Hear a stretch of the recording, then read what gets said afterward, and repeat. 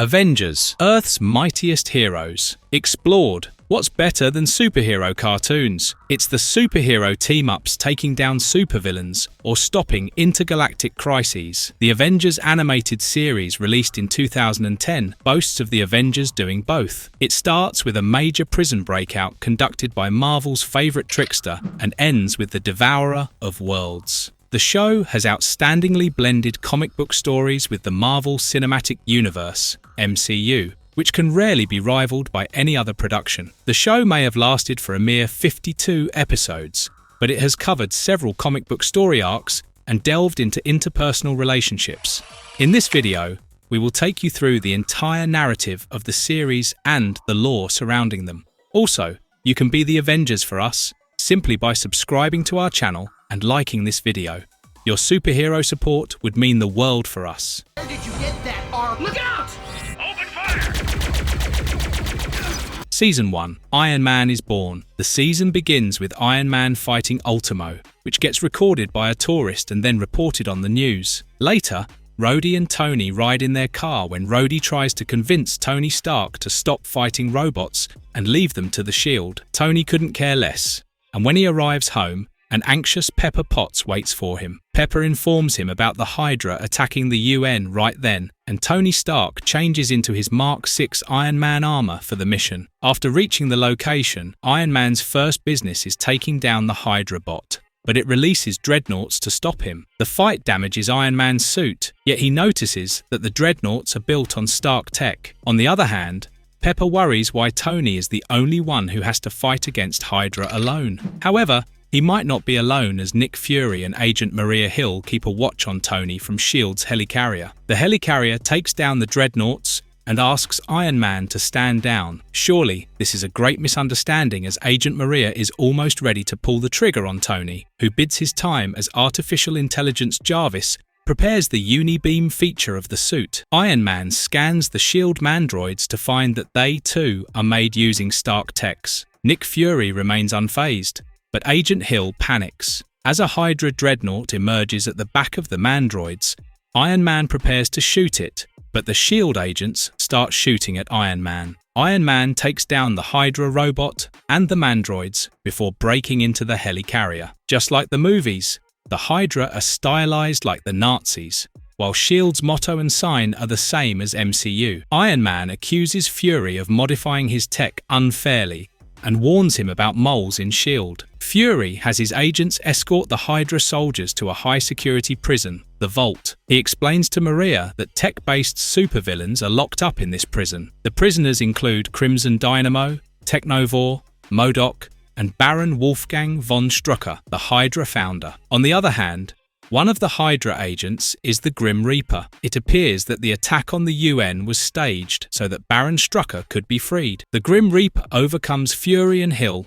until he reaches Strucker's holding unit. Reaper helps Strucker and gives him back his mechanical arm, which Strucker uses on S.H.I.E.L.D. agents to drain their youth for himself. As Strucker and Reaper leave on a flying car, Fury pursues them and gets on the aircraft. Strucker drains Fury's youth, turning some of his hair white. But Iron Man ensures that Strucker falls off the flying car, while explosives on the vehicle prevent the Grim Reaper from escaping. The villains again get imprisoned. Maria asks if the Cube and Big House prison are the same, and Fury replies that all four are different.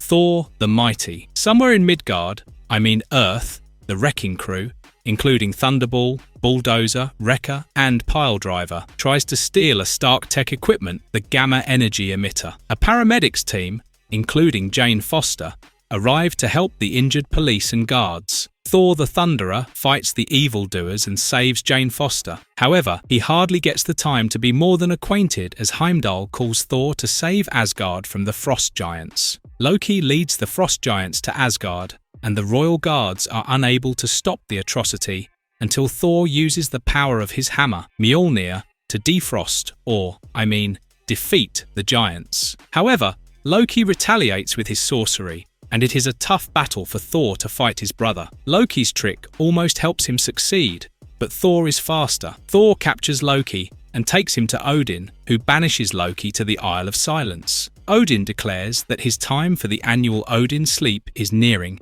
and he commands Thor to guard Asgard. It seems Odin is also aware of Jane Foster and Thor's interest in her, but Thor refuses to listen. He appoints Balder the Brave and Sif to guard Asgard, and leaves for Earth to help the mortals. Amora the Enchantress watches the development and leaves. Unlike the comics and few other animated appearances, Thor does not have the mortal disguise of Dr. Donald Blake, and is only known as the Mighty Thor, which is also how he is presented in the 2011 live-action movie. Meanwhile, Loki reminisces about his wicked manipulations and how he lied to the Frost Giants about Odin planning to attack them. He also remembers appearing as the Gamma villain leader and ordering the wrecking crew to steal a shipment. The Enchantress had taken the appearance of a common woman and had sent Thor to the docks to fight the wrecking crew. It is revealed that the Enchantress is working for Loki. Loki further remembers taking on the appearance of Balder and reporting to Odin about Thor's interest in Jane Foster. As Balder, Loki complained that Thor had become arrogant and treated the Midgardians as children. Amora and Scourge the Executioner appear at the Isle of Silence. Amora creates an enchanting dome that engulfs Loki, and he can hear his voice again. The story ends with Loki laughing maniacally.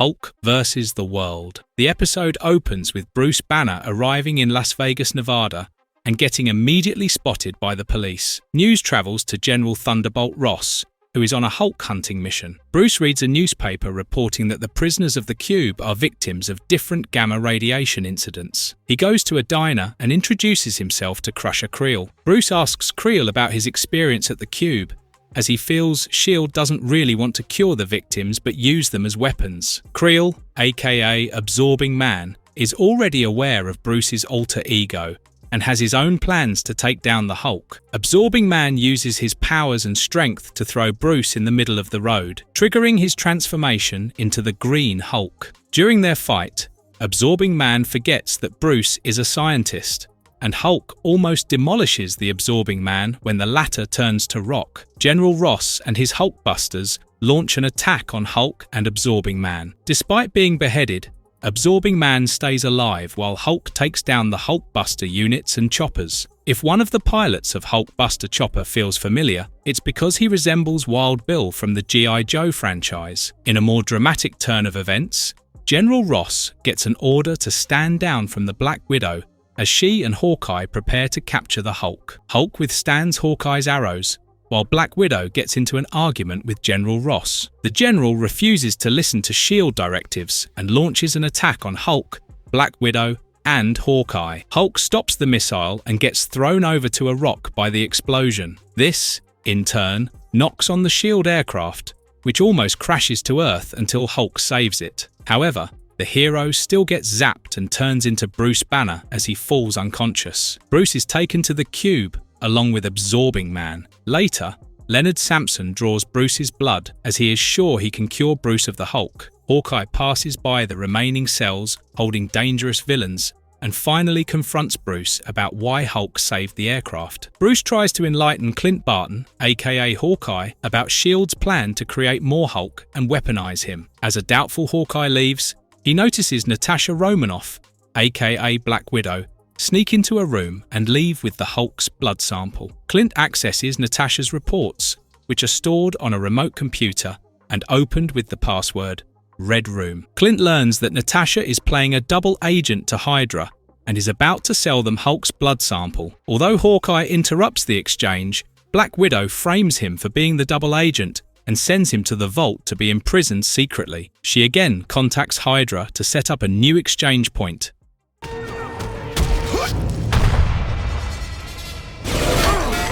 Meet Captain America. It's time we are introduced to another iconic Avenger and war hero, Captain America. Kang the Conqueror watches a recording of the great Steve Rogers, and we are taken on a flashback ride to the origin of Captain America. It begins with how scientists turned Steve into a super soldier, and then he joined the American soldiers in taking down Hydra. As Captain America's troops attempt to get into the Red Skull's fortress, one of the captain's team members is Wolverine. The man called Howlett uses the term bub in his conversation, and even dons the same facial hair, leaving no doubt that it's him. While Steve might have a spy inside the fortress, the Red Skull also has some surprises waiting for the captain. Bucky turns out to be Steve's secret spy and helps him break into the fortress, but they soon encounter a cyborg monster that tries to eat them up. Captain America tricks the monster into falling into a ditch while he and Bucky creep in. To their surprise, the Red Skull is already aware of the intrusion. Steve and Bucky are horrified to find several mythological creatures confined in stasis chambers around the lab. Red Skull explains that Baron Stucker and Baron von Blitzschlag have found a rainbow path to a mysterious land from which they collected myriad characters. This is obviously the Bifrost, and it seems Hydra is unaware of its existence for now. Red Skull threatens to kill Bucky and captures them both before he forces the heroes to watch as he opens the portal to Asgard. This time, a frost giant starts to emerge out of the portal. Captain America and Bucky take the momentary distraction as an opportunity to strike back. In this spectacular sequence, with flash effects, we see the creatures from the cages escaping. The creatures attack the Hydra soldiers and our heroes, but Cap still manages to destroy the control panels and shut down the machine. This happens at the most opportune moment as Fenris Wolf is about to attack them. Red Skull tries to escape in his rocket, and Captain America climbs onto it before it leaves. Bucky joins him, ignoring the Cap's order to stay behind. Bucky, or James Barnes, seems to have a rather odd resemblance to the DC boy wonder Robin. Interestingly, Scott Menville voices both Bucky in this series and Robin in Teen Titans. However, it's time to say goodbye to Bucky as Red Skull ejects from the rocket, which has a time bomb implanted in it. Captain America tries to save Bucky, who is unluckily stuck in the rocket, but Bucky kicks Cap to save him. As Captain America falls towards the ocean, he sees the rocket leave with Bucky and explodes in the distance. Cap falls into the Arctic Ocean and freezes. Kang watches the entire event repeat as he appears at a specific point in time. At one moment, Bucky almost feels his presence before Kang leaves. It appears Kang's timeline and reality are getting destroyed before he conquers Earth in the 41st century, and somehow, Captain America is responsible for it. Kang fails to discover how and when Cap alters his timeline, which drives him crazy. However, Kang gets his clue when he checks the 21st century files and immediately decides to time travel. The temporal disturbance catches up to Kang's wife, Princess Ravonna, and as the Earth explodes around him, Kang's ship travels back in time to the 21st century. Kang will return this season to make it hard for our Avengers, and taking down one evil will lead to another, as the Avengers will also have to fight Ultron. But that's not all. The Avengers will also combat the God of Mischief, and he will create more challenges for our heroes to overcome. Keep watching as we explore how the Avengers deal with magic and science.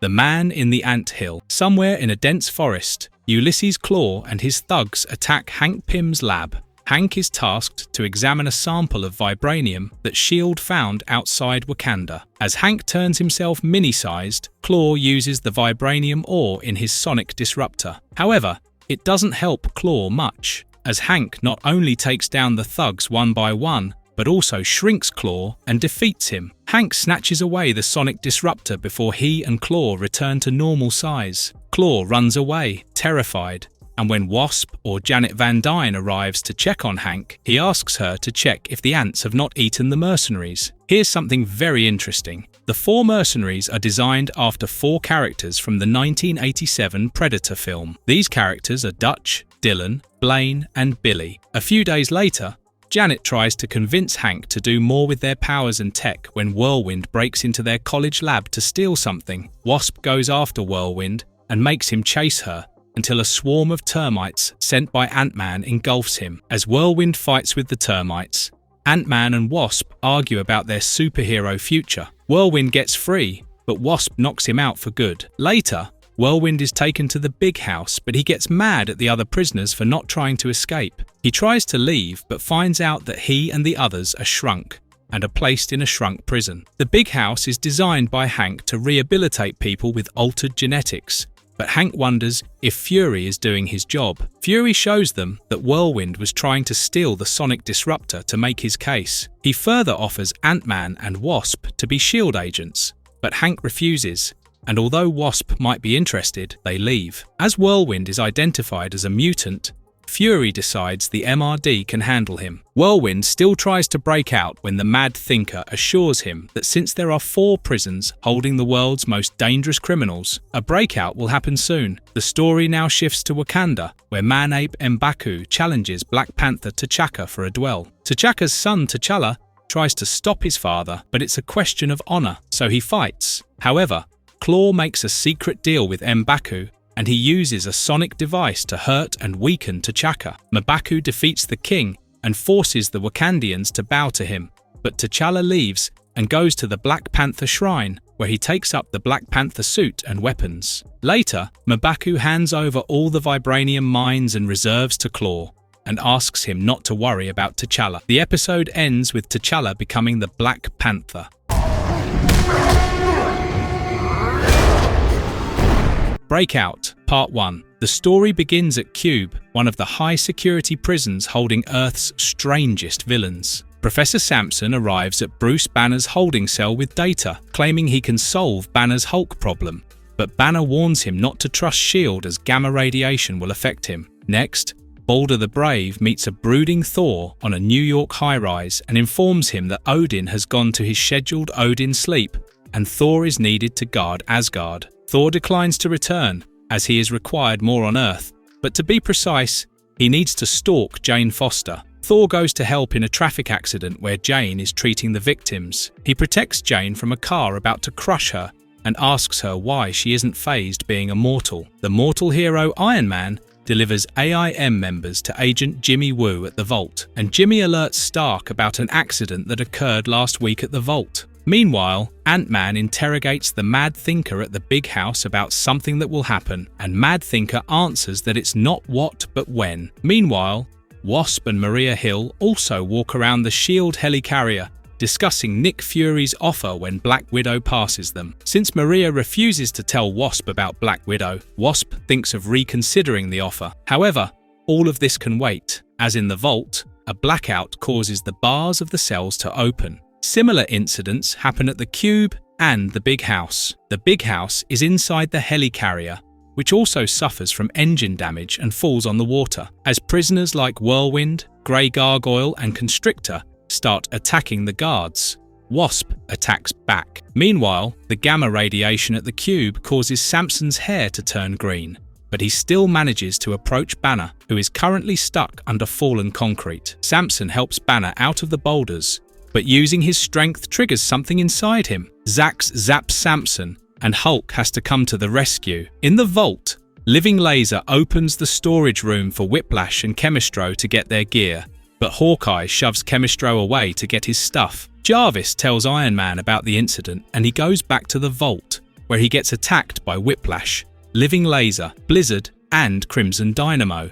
But Hawkeye helps him. Iron Man orders Jarvis to hack the system and self-destruct the Vault while he orders the agents to evacuate. This series is considered the most comic-accurate adaptation of Marvel's Avengers. The others that come close to this are the X-Men animated series and the Spectacular Spider-Man. Nick Fury also gets an update from Maria Hill, but is more worried about the underwater prison raft. In the raft, Purple Man walks out of his cell while Baron Zemo stays put. Much underneath them, Graviton also gets free. As Hulk fights Xyzax, the Leader monitors him. Leader decides to stay back and sends the Absorbing Man and Abomination to handle the Hulk. However, Hulk manages to overthrow both the villains and escapes with an unconscious Samson, while Leader asks his men to retreat. Back in the helicarrier, Ant-Man defends himself against Mandrill and King Cobra, while Ultron units try to fight back other escapees. Ant-Man holds off against Whirlwind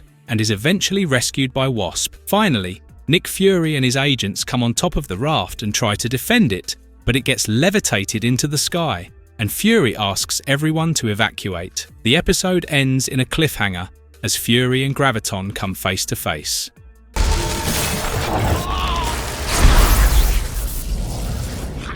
Breakout Part 2. At the beginning of the episode, we are provided some context on Graviton. 10 years ago, roughly translating to 2000, Nick Fury employed Franklin Hall to create super soldiers like Captain America. But like most superhero stories, The experiment goes haywire, and Fury asks Hall to stop it. However, it's too late, as an explosion causes Hall to be exposed to the graviton particles. He wakes up in the infirmary as a superhuman with the power to control gravity. As Hall demands to meet Fury, he is again put to sleep, and now, when he wakes up, he has aged by years. Baron Zemo tells Graviton that he himself was imprisoned for more than 6 years. As Graviton and Fury face each other, Graviton tries to crush Fury by manipulating gravity. Thor comes to Fury's rescue and fights Graviton, while Wasp helps Fury from falling into the ocean. As Fury, Ant-Man and Wasp watch, Thor tries several hands to beat the villain. Elsewhere,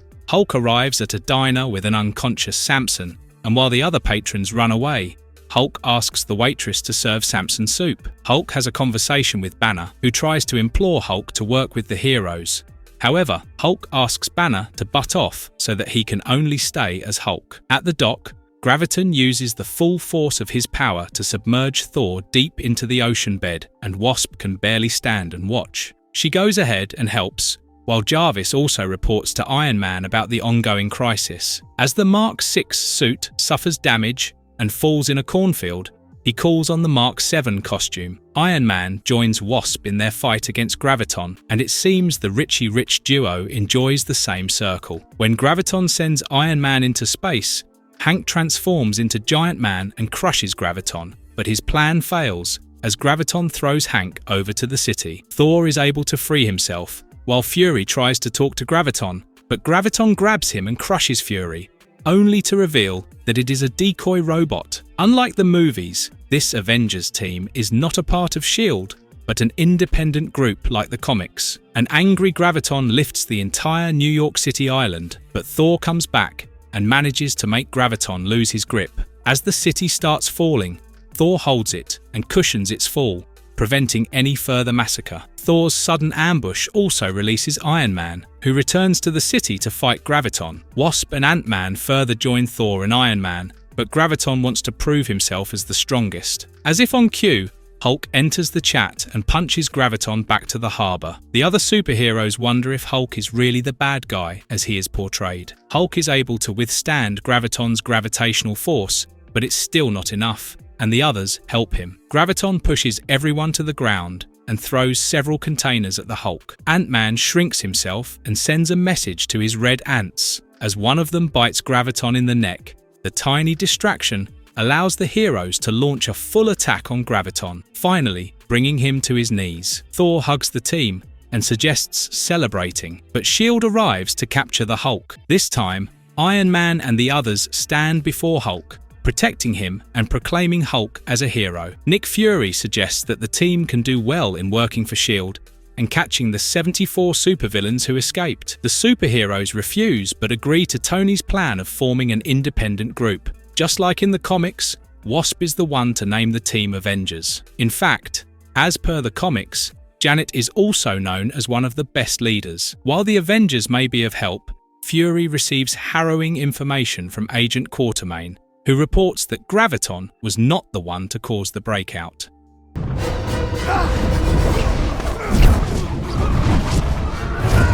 Some assembly required. The Avengers start their work by catching Mandrill as he tries to steal from a multi-story building. The coward baboon gives up and surrenders when surrounded by all the Avengers. However, there are 73 more to go, and Iron Man asks them to meet later. At the same time, a cargo ship arrives at the New York harbor, and the Black Panther arrives as a stowaway. He gets noticed by sailors, but they are unable to catch the Black Panther as he slips into the dark. The next day, Pepper Potts finds herself waiting for all the Avengers except for the Hulk, who is on time and grumpy as usual. If you look carefully, Amora the Enchantress and Scourge the Executioner pass them by dressed as civilians. Iron Man takes the team to his newly renovated Avengers mansion. Tony Stark tells them it was a museum named after his mother, Maria Stark, which is not a coincidence, as in the comics, the Avengers mansion was modelled after Henry Clay Frick House, aka the Frick Museum. Tony gives them Avengers ID cards,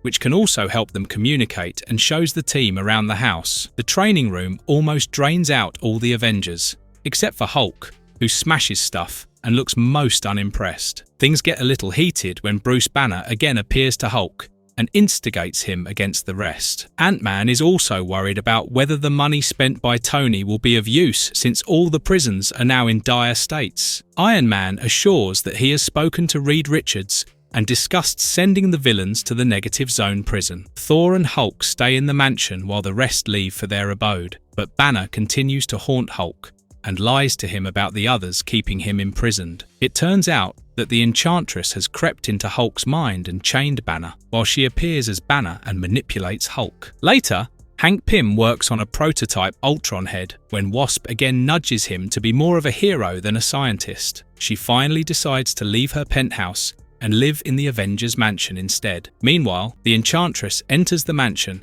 and tampers with Jarvis before taking Bruce Banner's form. Jarvis alerts Thor about an intruder, but Hulk argues with Thor and leaves. Fury meets Tony Stark and promises to help him with the Avengers business, while Pepper calls Thor and asks him to bring back the Hulk before he wrecks anything. The episode is based on Avengers Classic number 2 and Avengers number 2, and we find it most underrated. When Thor and Hulk get into a serious brawl at the Central Park, Pepper informs Tony, and he calls the Avengers to assemble. The rest of the members arrive at the park to stop Hulk, and thanks to Jarvis, Iron Man notices a different kind of energy engulfing Hulk. Thor realizes it's dark magic since it's similar to the Mjolnir. Hulk smashes the others and almost crushes Wasp, which causes the real Banner to get rid of the restraints. Hulk gently lays down Wasp and flees the scene. The other Avengers get into a full-blown fight against the Enchantress and Scourge. Banner convinces Hulk to go back and save the others,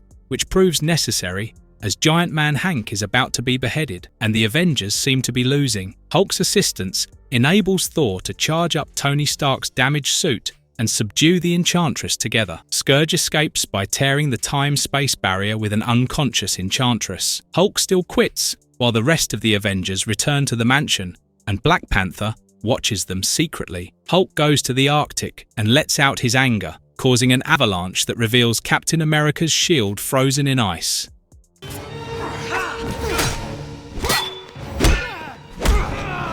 Living legend. While searching for the Hulk, the Avengers stumble upon the frozen but alive Captain America. They take the Captain into the Quinjet and then wait for him to thaw and wake up. However, Captain America wakes up and freaks out, mistaking everyone for Hydra, and his World War II PTSD kicks in as he throws his shield at everyone. He jumps from the Quinjet into the sea and comes up near the Statue of Liberty. In the meantime, Black Panther breaks into the Avengers mansion and hacks into the system so that Jarvis cannot send a signal. He enters the assembly room and pulls up the files on the Avengers. Back at Ellis Island, Wasp tries to talk to Captain America, but he thinks of her as one of Baron Zemo's experiments. As Cap refuses to listen, the public starts clicking his pictures, and Wasp forces him to see the monument built in his and Bucky's honor. Cap is bewildered that they have won the war, and it's not 1943, but he gets low after learning about Bucky's death. They return to the mansion with the Quinjet,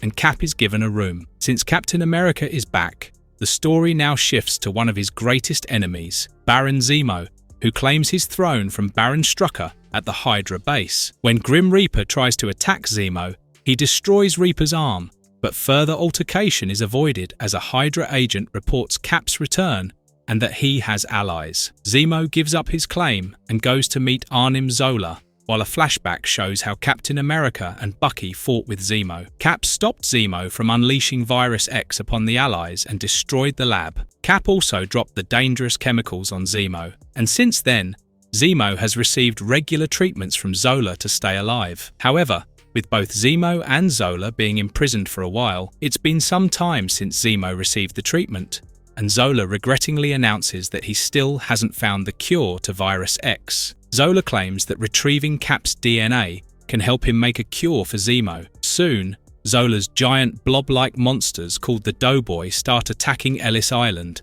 and the Avengers attend to it. Wasp stays back and tries to encourage Steve when one of the Doughboys rings the bell at the mansion. As Cap and Wasp make their way, Wasp faces the monster. As the beast chases Wasp, she gets consumed by it before Captain America can do anything. Wasp destroys the doughboy by blasting it from inside, but a shot from Zemo makes her fall unconscious. Captain America fights Zemo barehanded until suddenly Black Panther throws him the shield to fight. The Black Panther's plan remains inconspicuous as the focus remains on Zemo, who throws a ticking bomb at Wasp, and Captain America protects Wasp and himself from the explosion with his shield. This episode is a reference to Avengers Comics issue number 4, Captain America Lives Again, which was released in 1964. Unlike the movies and as per the comics, Captain America is not a founding member. He was assigned the founding member status when Hulk quit. Captain America and Wasp reach Ellis Island,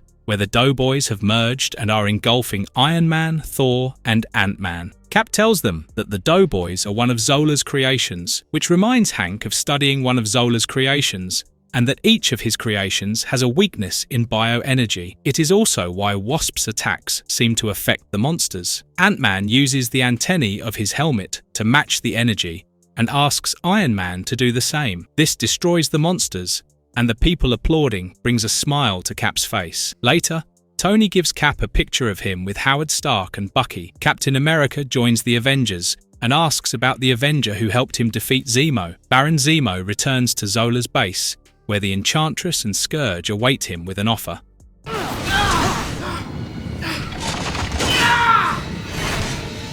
Everything is wonderful. The episode starts with a cold opening, as a mysterious man undergoes some form of experiment. As he gets bombarded by ionic energy, the man feels agonizing pain. He further witnesses Thor interrupting the experiment and fighting MODOK until an accident occurs, and the man's energy reaches the core of his being, transforming him. The main story starts with Tony Stark working on a new gadget while ignoring the pleas of a fellow businessman, Simon Williams. Simon begs Tony not to buy out his company, but Tony has already done so. A bereft Simon leaves before Tony can explain himself. After Simon leaves, Ant-Man comes out of the hard drive machine and chastises Tony for being rude. Meanwhile, Wasp and Thor chase an AIM aircraft after busting their arm exchange. Thor damages the aircraft slightly, and then they secretly follow it as it goes back to base. On the other hand, Captain America has an unlikely guest, Nick Fury, who takes him to a barber shop,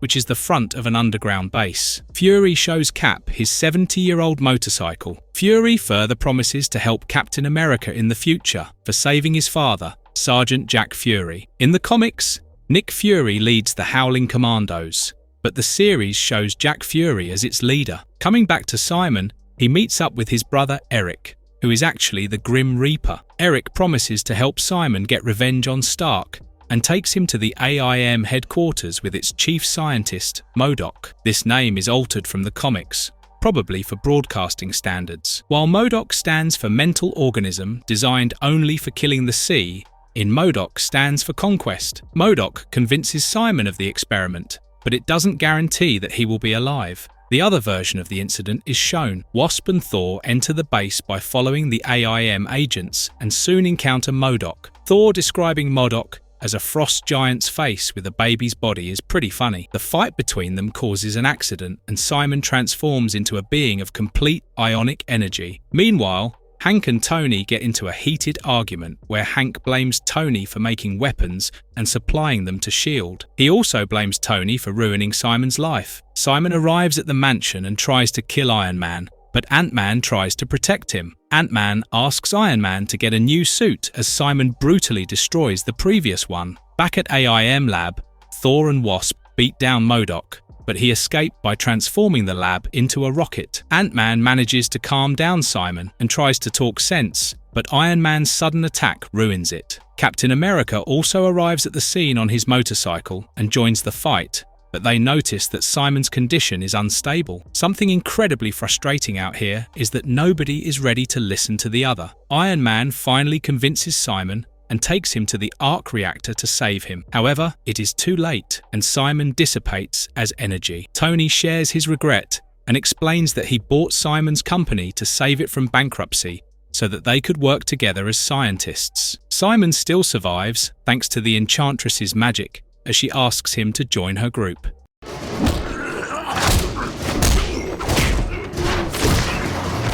Panther's quest, the Avengers review the security footage of the Black Panther helping Captain America fight Zemo. They fail to find out who he is, but a sudden intruder alert takes them outside, where the Black Panther awaits. He fights with the Avengers and almost defeats them until Iron Man has him at gunpoint. Black Panther introduces himself as T'Challa and seeks the team's help reclaiming the land from Manape. The Avengers are initially unwilling to abandon their search for the escapee prisoners, but T'Challa makes a fine point by stating that vibranium in the wrong hands could lead to utter devastation. Ant-Man supports the argument and recognizes Ulysses' claw from a satellite image shown by T'Challa, which also includes the Grim Reaper. The Black Panther hacking into Tony's system is a real threat to Tony's security software, or maybe Wakandan tech is just that good. This seems to remain a constant theme in this episode as the Avengers take the Quinjet to infiltrate Wakanda. Iron Man ignores T'Challa and gets spotted by the Wakandan forces. As the jet crashes into the forest,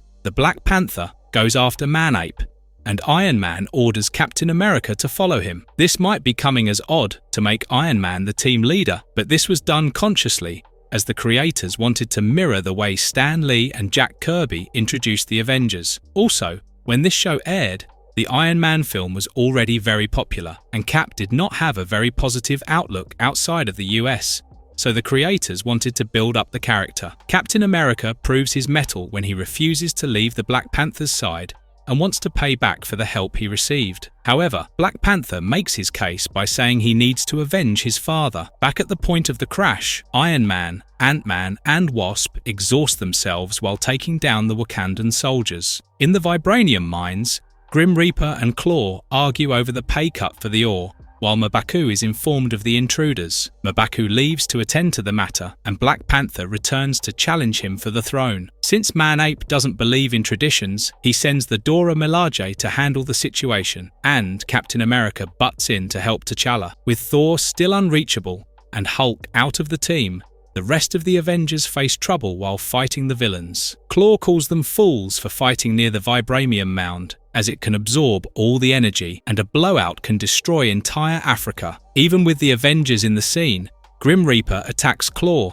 and he falls into the vibranium mound. The projection from his sonic weapon further energizes the vibranium, and Claw is transformed into pure sound energy. The Avengers fight it out in 2 battles simultaneously. Manape fights Black Panther, and the others fight Claw as a sound energy. Iron Man and Ant-Man decide to rip the sonic emitter stuck inside the sound monster. Iron Man succeeds as the sound monster dissipates, but Tony can't stop vibrating uncontrollably and seeks help. T'Challa also defeats M'Baku and reclaims the role of the throne. He asks the Wakandans to stand down and decides to appoint a council. Black Panther also joins the Avengers, promising to earn their trust. But the episode doesn't end here. As the Hulkbuster units approach the cube, they are grabbed and killed by a mysterious creature while a green dome engulfs the area.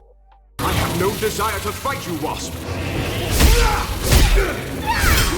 Gamma World, Part 1. The 2-part story arc begins with the Avengers chasing after Hawkeye on a full moon night. They catch up to the Archer, but a SHIELD aircraft suddenly appears and causes enough distraction for Hawkeye to escape. Agent Quatermain asks Iron Man and his team to accompany him to help in a mission. They arrive near the cube, where a green dome has engulfed it and is expanding. The team is greeted by Dr. Samson, who has undergone quite a change and now has green hair and a muscular body. He inquires about Bruce Banner and seems disappointed that his rescuer is not there. Samson shows the Avengers the footage of the Hulkbuster units and SHIELD's attempt to enter the cube. This feels like a horror movie, as the gamma radiation turns the agents into different monsters. Samson also explains that the rest were ambushed by Abomination. The leader has created the dome and is inside it with other villains. The Avengers need to stop it since the dome will soon engulf more areas and even a major city. Black Panther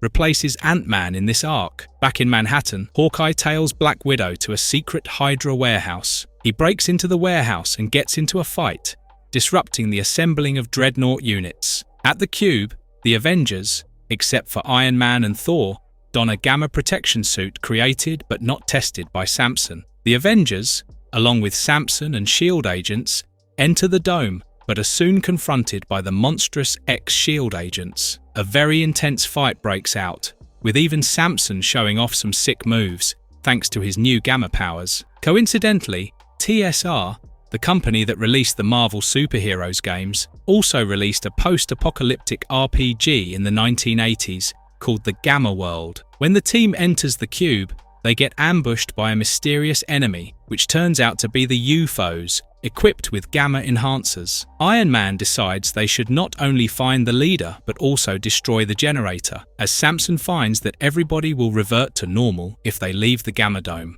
At the city, Hawkeye interrupts Black Widow's second attempt to present Hulk's blood sample to Madam Hydra. A fight ensues, but we feel Natasha is holding back. Hawkeye succeeds in capturing Black Widow and decides to take her to the Avengers. Inside the cube, the UFOs damage the gamma protection suits of the Avengers, and Wasp is the first to be exposed to the gamma radiation. She transforms and attacks the others while Leader monitors the developments. The Avengers realize that the Leader wants to turn them against each other. Iron Man advises Thor and Samson to shut down the generator. However, they come short in front of the Wrecking Crew, who uses gamma boosters for combat. At last, Black Panther sneaks in and destroys the generator with vibranium weapons. As the gamma radiation and dome vanishes, all the affected individuals come to their normal selves and no leftover residue is found. The villains are imprisoned, but this is not the end of the Leader's plan, as a greenish moon shines above Las Vegas, engulfing it in a bigger dome.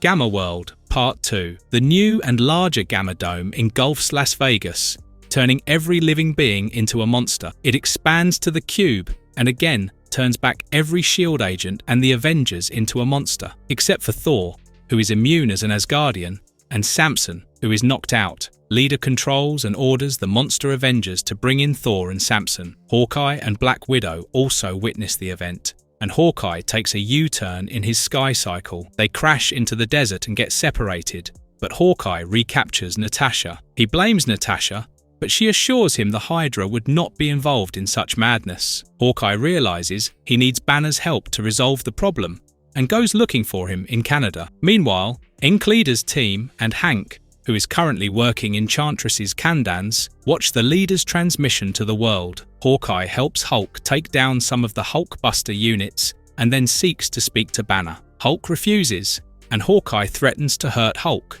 which somehow amuses both Hulk and Banner as he transforms into Bruce Banner. Bruce has been studying the gamma radiations and has equipment ready for the mission. He inoculates Clint, which will temporarily prevent him from transforming. Banner voluntarily changes into the Hulk and gives Barton a piggyback ride as they leave to confront the Leader. Something troubling about this series is that it did not sell sufficient toys or merchandise. Considering the significant adult fanbase, this seemed odd and might be why the show did not last more than 2 seasons. The successor show, Avengers Assemble, also received mediocre ratings, but at least sold a few toys of characters not yet introduced in the MCU. Moving on, the Leader wonders why Thor is not affected and orders his men, like Abomination and Absorbing Man, to thrash Thor. Thor plays it smart, as he asks the Leader what makes him a good leader. Classic interview questions that might make you nervous just goads Leader, who goes on a rant, and Thor uses the distraction to call on his Mjolnir. However,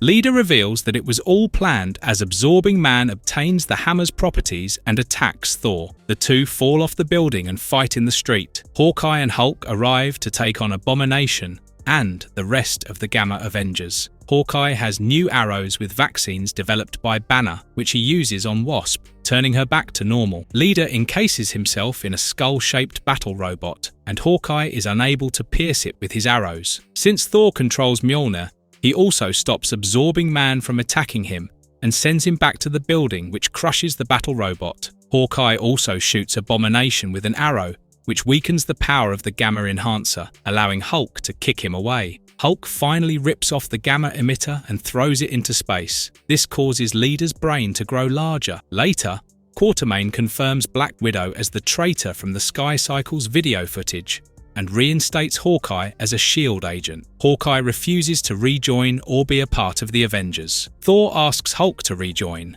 and he agrees on the condition that Hawkeye has to join too. This leads to an amusing altercation, but like other episodes, this one ends with Enchantress and the team recruiting Abomination.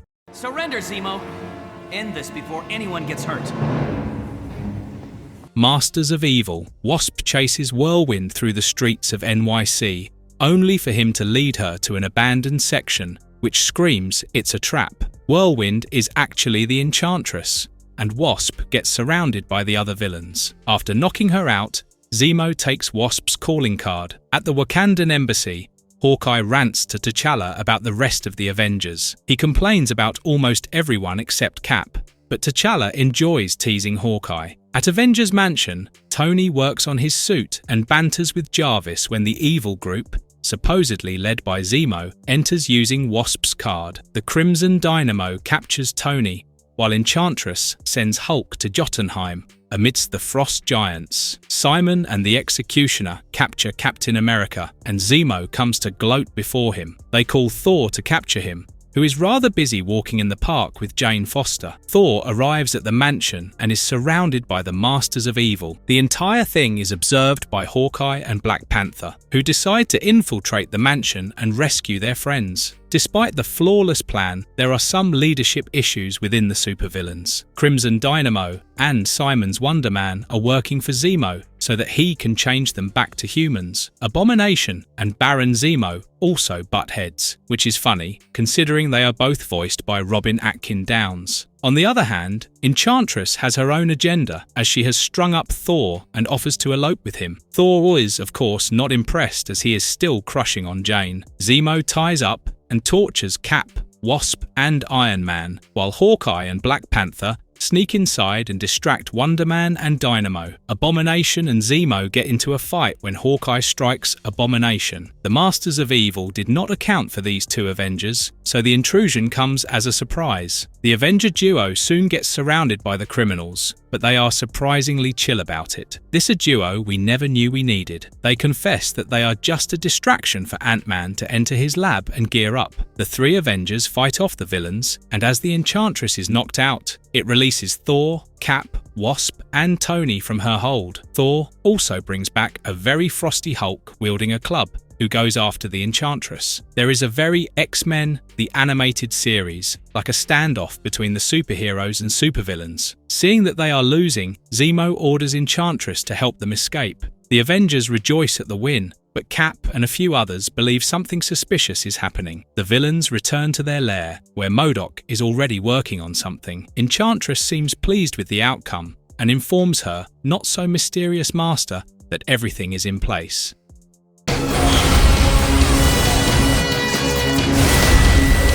(459) Ant-Man and Wasp take a break and meet their friend, Major Carl Danvers, at a deep space observatory. They also get acquainted with the very handsome scientist, Philip Lawson. Janet finds Lawson cute, but Hank is clearly jealous. However, jealousy can wait as Carol shows them the image of an object picked up by a telescope. As they watch, the unidentified object changes direction and heads straight to the observatory, destroying the telescope. Carol, Janet and Hank set for the crash site. On their way, Carol advises Jan not to make Hank jealous, but Jan is upset that Hank is too engrossed with science. But romance can wait, as the trio gets attacked by something invisible. Ant-Man sends his ants to cover the invisible attacker, which turns out to be an alien robot. Both Carol's gun and Wasp's sting fail to stop the robot. Carol rushes back to the observatory to warn Lawson, but the alien robot arrives with Ant-Man and Wasp still trying to stop it. Lawson orders the robot to stand down, but the robot finds the order invalid. The robot tries to destroy the observatory's power core, and Ant-Man deflects it. As an explosion occurs, Lawson transforms into a blue-skinned person and protects Carol, who gets electrocuted by the charge. As the whole observatory explodes, Lawson escapes with Carol and Wasp,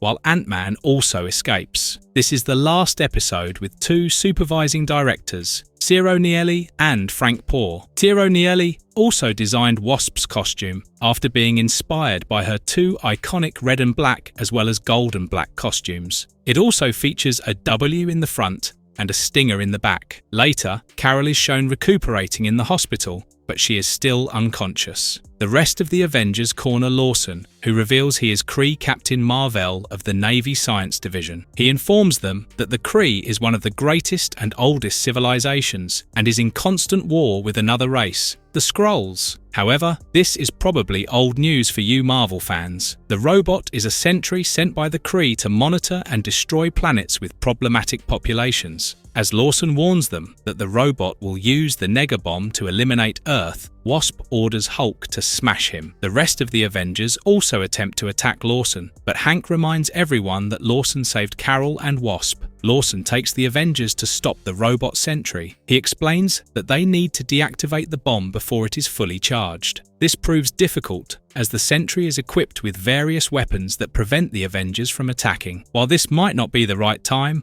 Wasp and Ant-Man get into a lover's tiff. Suddenly, both of them get attacked, and Ant-Man protects Wasp. Hank almost confesses to being in love with Jan before he passes out. An angry and upset Wasp finds an opening inside the robot and enters it. She destroys part of it and sits on the Negabomb while Hulk rips off the robot's head. A holographic image of Mar-Vell's commanding officer, Yon-Rogg, appears, who claims Earth to be of the Kree Empire and condemns everyone to death. Mar-Vell informs the Avengers that he can defuse the bomb in 10 minutes, but it will go off in 5. He performs a monumental sacrifice as he takes the bomb out of Earth. After flinging the bomb, Mar-Vell starts falling, but Iron Man catches him, while Thor ensures the bomb is far away from Earth. The explosion knocks out Thor, who is saved by Hulk. Mar-Vell leaves to convince his people not to attack Earth, whereas Hank wakes up in the hospital and reconciles with Janet. While he avoids confessing his feelings, Jan teases him, and something happens to Carol. She levitates over her bed, which indicates her turn into Ms. Marvel.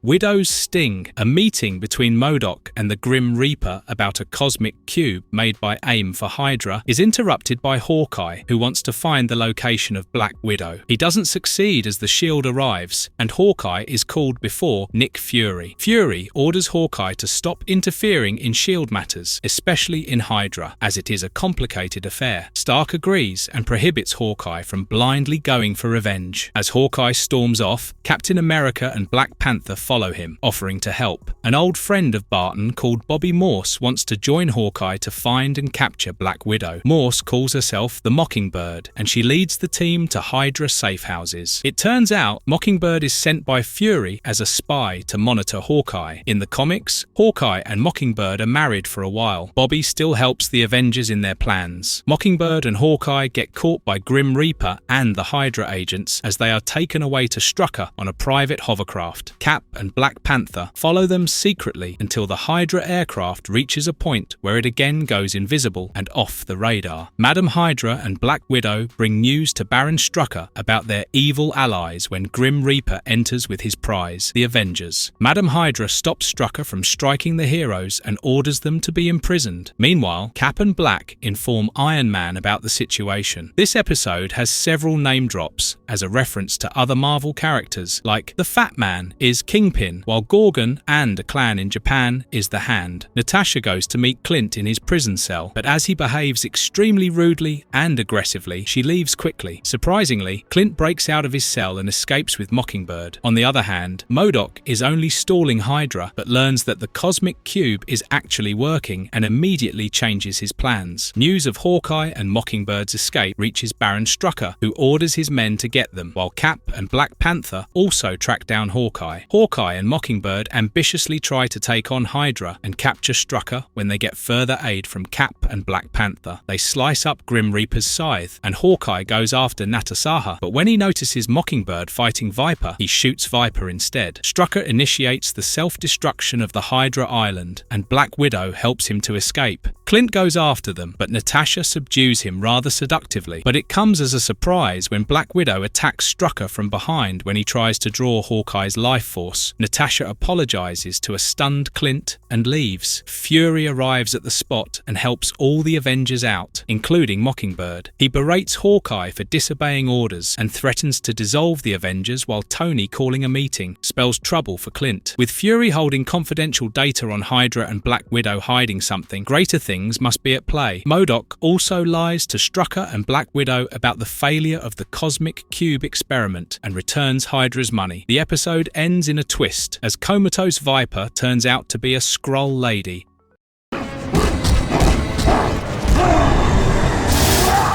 The Man Who Stole Tomorrow. Kang makes a successful time jump with his ship Damocles and is ready to unleash his wrath on Earth. It's a normal day for the Avengers as Captain America exercises and notes that Tony doesn't really know how to fight. As Steve trains Tony in hand-to-hand combat, it seems more like a one-sided match, which Hulk and Clint enjoy. Tony gets tired of being knocked around and assures Steve that his armor and tech are enough to prepare him for the future. Elsewhere, Wasp, Ant-Man and Thor take Blizzard to the Negative Zone prison, co-developed by Reed Richards of the Fantastic Four. Ant-Man calls it the Idea Number 42, and they are ushered inside the prison by Ultron, another robot co-created by Tony and Hank. While they look around, Iron Man and Captain America get ambushed by Kang the Conqueror. Kang has only one goal: to kill Cap and stop the destruction of Earth so that he can be its ruler in the 41st century. Kang informs that Cap is the anomaly affecting the space-time continuum, as he shouldn't have existed in the 21st century.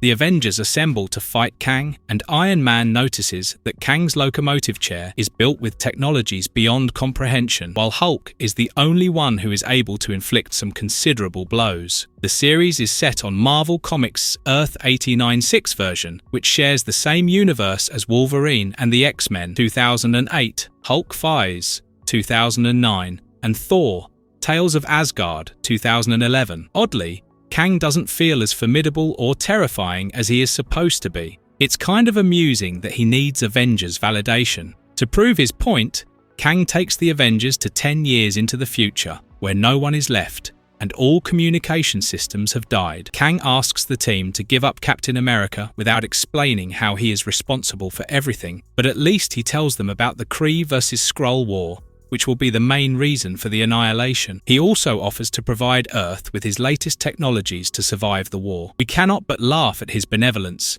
but the Avengers are not impressed. Cap is willing to stand down, but lets Tony decide who orders the Avengers to attack. Kang covers himself with a force field dome and attempts to strand the Avengers in post-apocalyptic Earth. Ant-Man uses cockroaches to force Kang off his chair, and Iron Man sits on it. While the others keep Kang distracted, Iron Man realizes that some parts of the chair are based on Stark tech, and he manages to teleport everyone back to the present. However, Kang promises it's not over and teleports to Damocles. He then calls in the entire armada to attack Earth.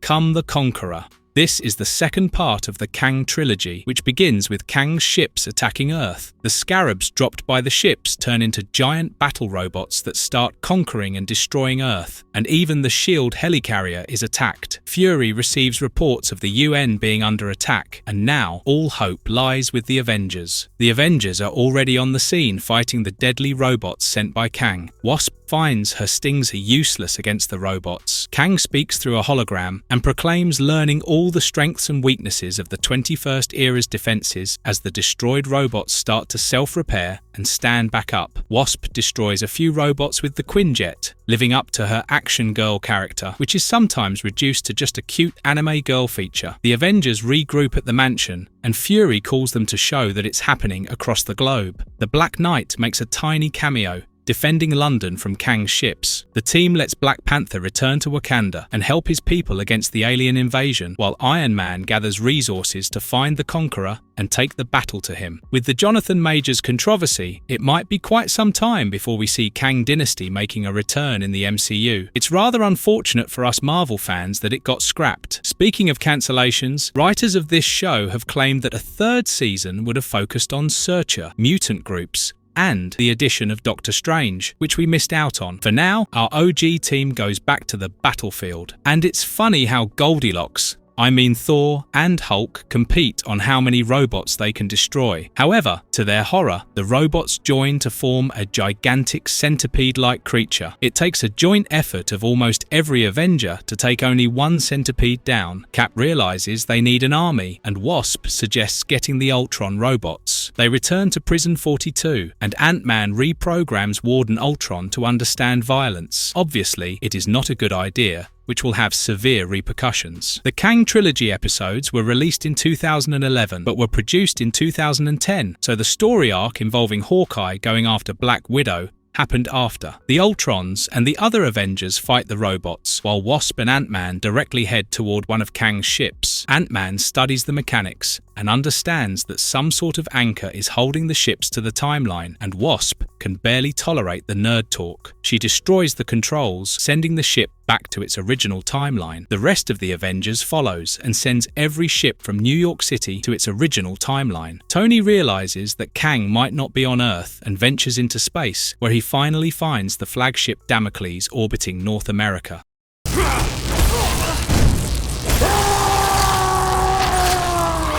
The Kang Dynasty. This episode shares its name with the comic books that have inspired the story arc. Opens with Fury alerting the Avengers that Damocles is preparing to shoot at Earth. Kang locks its target on the Avengers mansion while the Avengers suit up for their space expedition.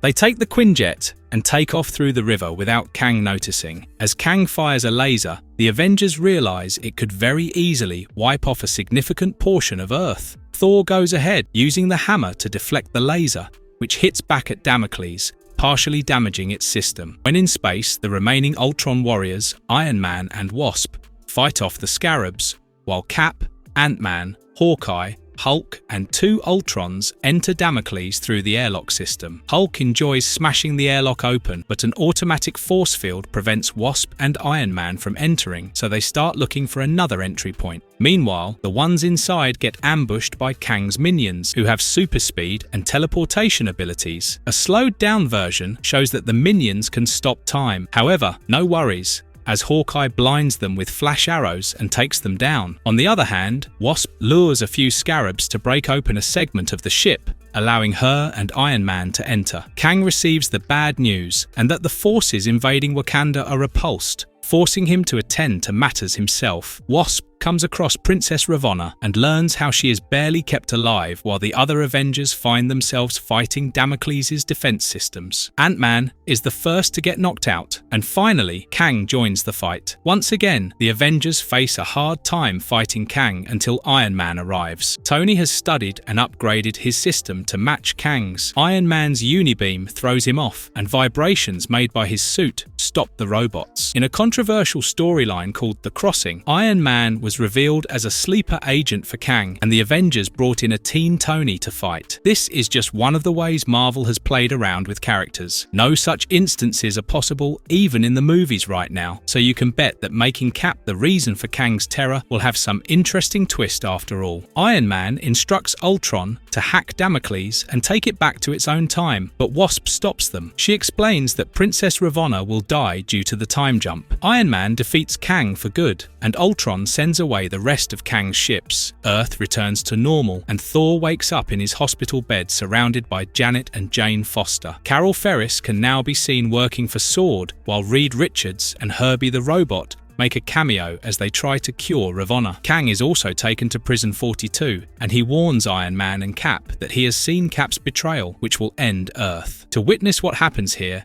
you must wait a bit more, as certain Asgardians and Hydra are still a looming threat to the Avengers. It's clobbering time!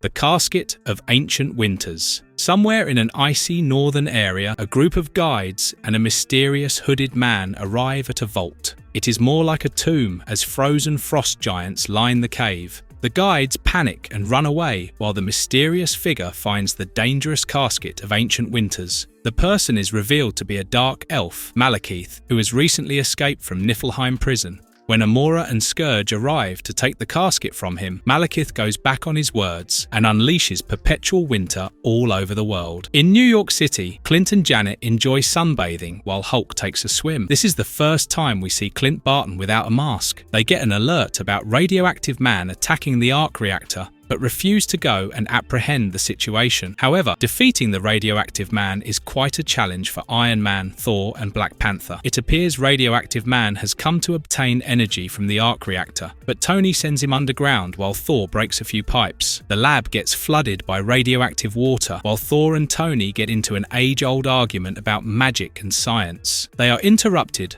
by a sudden cold, wintry air that freezes the city. Hawkeye and Wasp are forced to get their gear while Hulk is stuck in frozen water. Hawkeye's comment that they should move to the West Coast is a reference to the comic series West Coast Avenger, which had Hawkeye establishing his own team in Los Angeles. Things turn more complicated as icy creatures from underground emerge to attack the people. Captain America, Ant-Man, and the rest try to take them down, but there are too many. Meanwhile, Tony, T'Challa, and Thor analyze the cold vortex that is appearing worldwide. Thor realizes it's Asgardian magic and tells them it's probably the Casket of Winter, which Odin had hidden in Midgard. Iron Man informs the team that he, Thor, and Black Panther are going to Norway to find the Casket of Winter. Although the Avengers might be a little short in number, the tables quickly turn their way when the Fantastic Four appears to aid them in the mission. This episode marks the first time a new intro is used, which was originally meant for Season 2.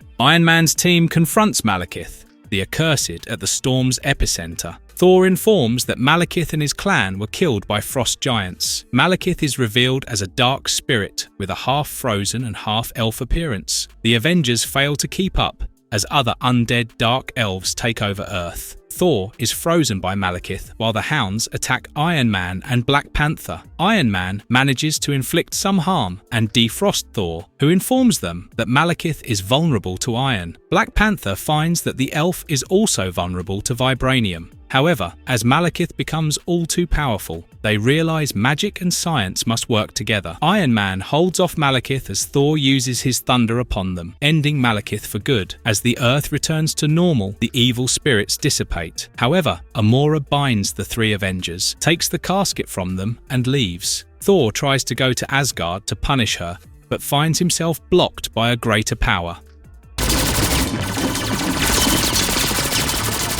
Hail Hydra!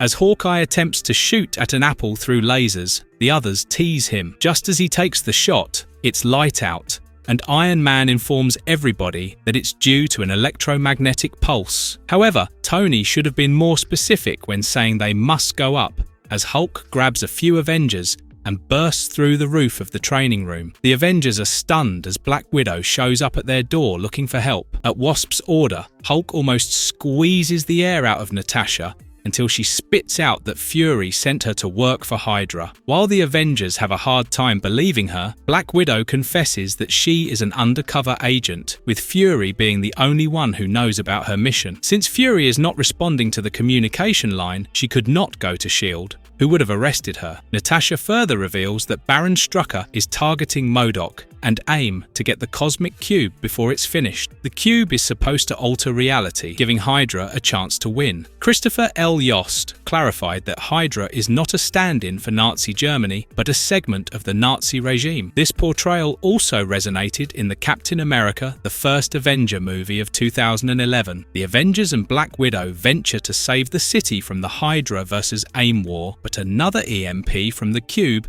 affects Iron Man's suit. He crashes near the harbour, from where a few Hydra bots appear and try to shoot him, but Wasp saves him. They are further confronted by Maria Hill, who is now the director in Fury's absence. She tries to stop the superheroes, being more of a nuisance than a help. On the other hand, Black Widow, Hawkeye, and Ant-Man take down Hydra agents when one of the agents reveals that Strucker knew of Widow's betrayal. Cap and Hulk also share a heartwarming moment when Cap calls Hulk a hero. As MODOK completes the cube, Baron Strucker strikes down the facility. Strucker's dreadnoughts take down MODOK, while Hawkeye sends Ant-Man across several blocks to throw a mind-blowing punch to Strucker's jaw. Elsewhere, Iron Man and Wasp get chased down by S.H.I.E.L.D., but Thor and Black Panther arrive and surround the agent. It's quite enraging that Maria orders the helicarrier to fire at the Avengers, but when the Hydra bot attempts to shoot at the helicarrier, the Avengers go to its defense. While the others are distracted, Cap takes on Strucker, and stops him from manifesting his desires. Strucker draws Captain America's energy, but the rest of the Avengers appear one by one to stop Hydra. Hawkeye's arrow disables Strucker's glove, enabling Cap to regain his strength. Black Widow attempts to arrest Strucker in the name of S.H.I.E.L.D., but Strucker makes a run for the cube and both Cap and Strucker touch it simultaneously. Nothing changes, and Strucker, as well as MODOK,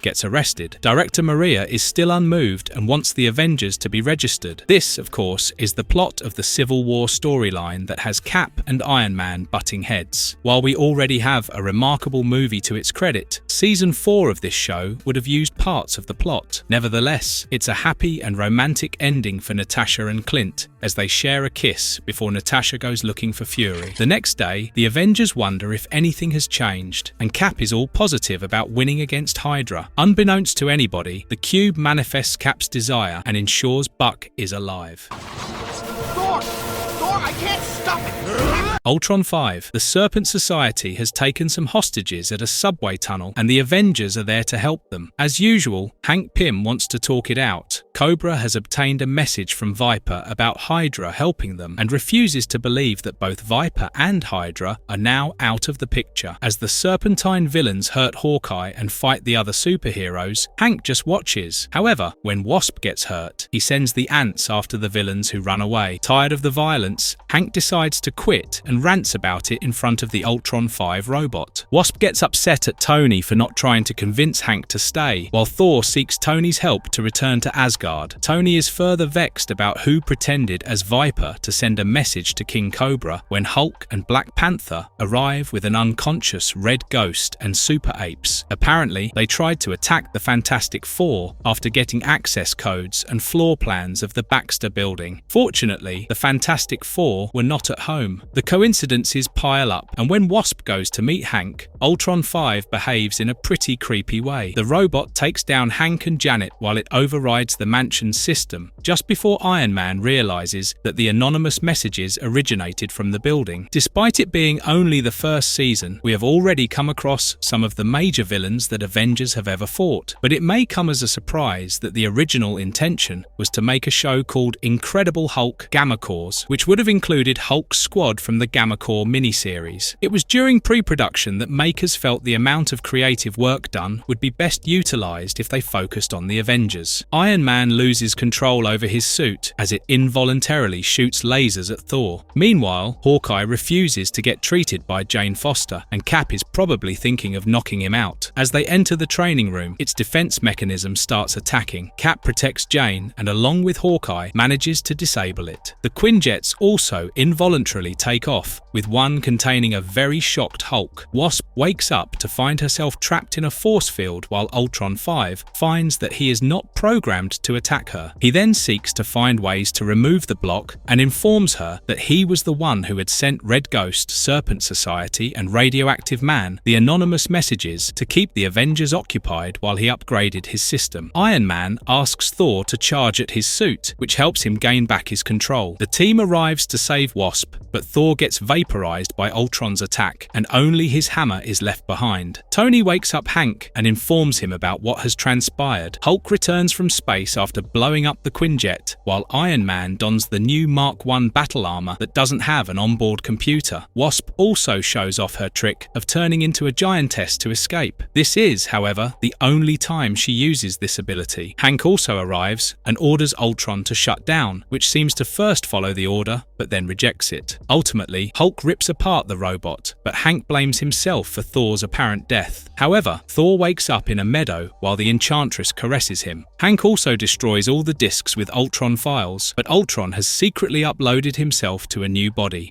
No way.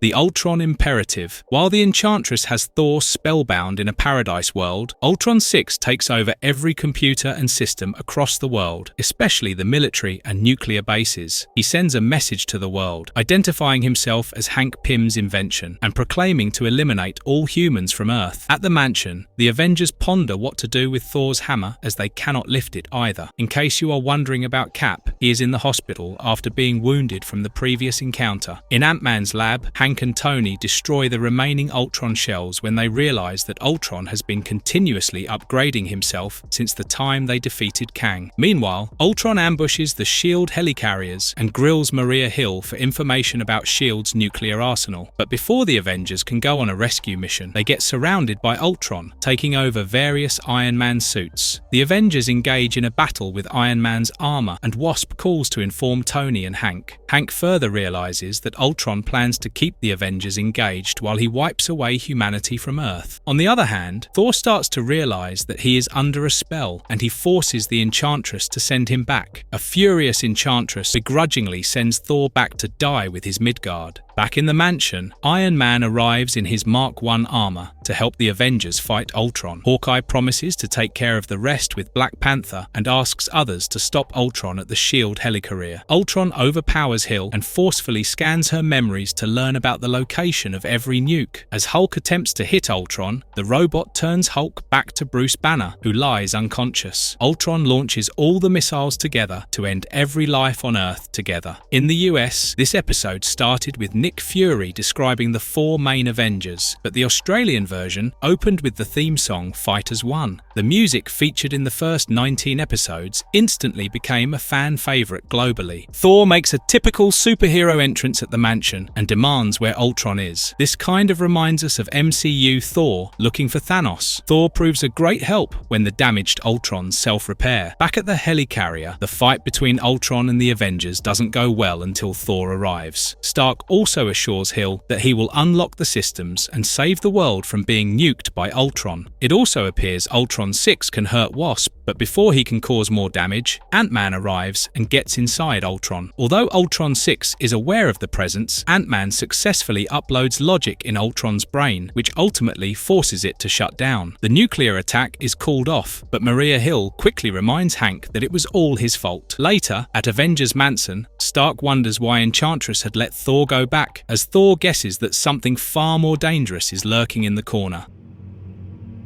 Nay.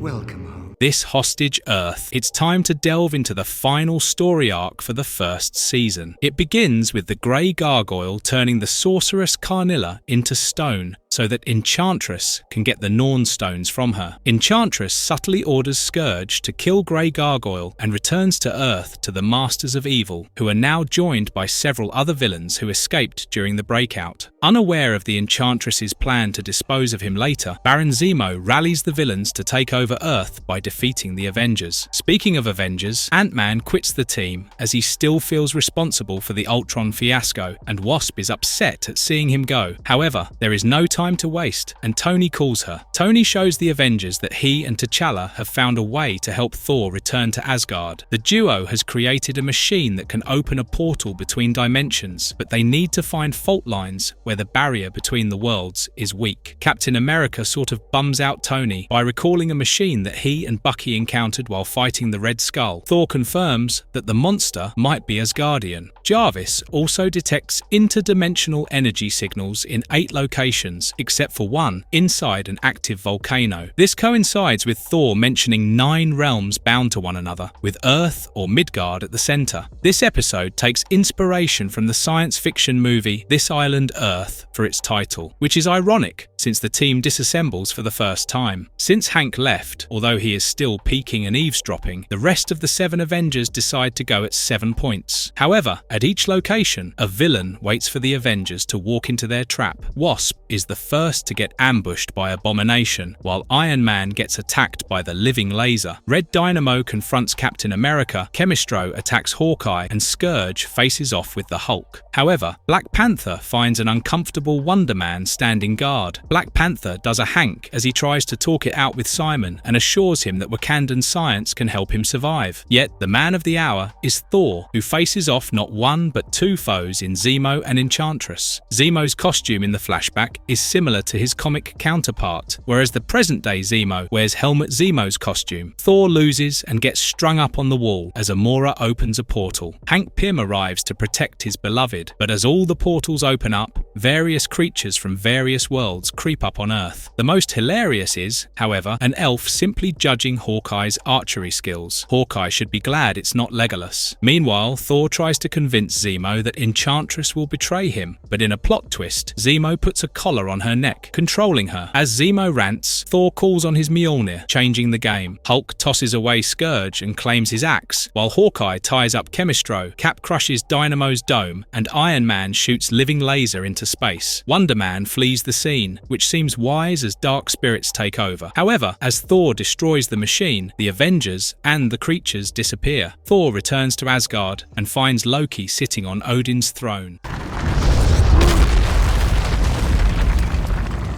The Fall of Asgard. The Avengers turn up in different realms after the destruction of the Norn stones. Hawkeye wakes up in Alfheim, where elves flee on horseback as they get chased by Loki's wolf pack. When Hawkeye's bow fails, he gets picked up by Faraday, a light elf, who lends his magic bow and arrows to Hawkeye to keep the wolves at bay. Ant-Man carries an unconscious wasp as he comes across the frost giants of Jotunheim. He takes up an axe and fights them as Giant Man, only to face more frost giants who unleash the Casket of Winter upon him. Captain America finds himself in Niflheim, where he is tormented by the souls of dead, howling commandos who blame him for abandoning them. Logan and Bucky do not appear as apparitions as they have not died, but Cap is not aware of the fact. Hulk wakes in Vanaheim, where he finds ogres escorting Asgardian prisoners. The Executioner's axe helps Hulk fight the ogres. As for Black Panther, he gets chased by the spirits of dark elves in Svartalfheim, while Iron Man wakes up in Nidavellir, where a few dwarves try to take him to safety. The Dwarven King helps Tony understand what has happened while Tony defends the king against a giant named Ulik. As for Thor, he gets captured by Loki, who reveals his plans to take over the 9 realms. With Odin still stuck in his Odin sleep, Loki claims that he now wields the Odin Force and explains how he was responsible for the breakout and most of the challenges Thor and his allies faced on Earth. Loki is disappointed in Enchantress for failing to win Midgard, but has other plans for Earth. Unlike the comics and the film, Loki is not the first major villain faced by the Avengers in this series. However, since he is revealed to be the man orchestrating everything, he could still be credited for creating the Avengers. Moving on, Hulk succeeds in overthrowing the ogres, and he is joined by Asgardian Warriors 3, who plan to take back Asgard with Hulk's help.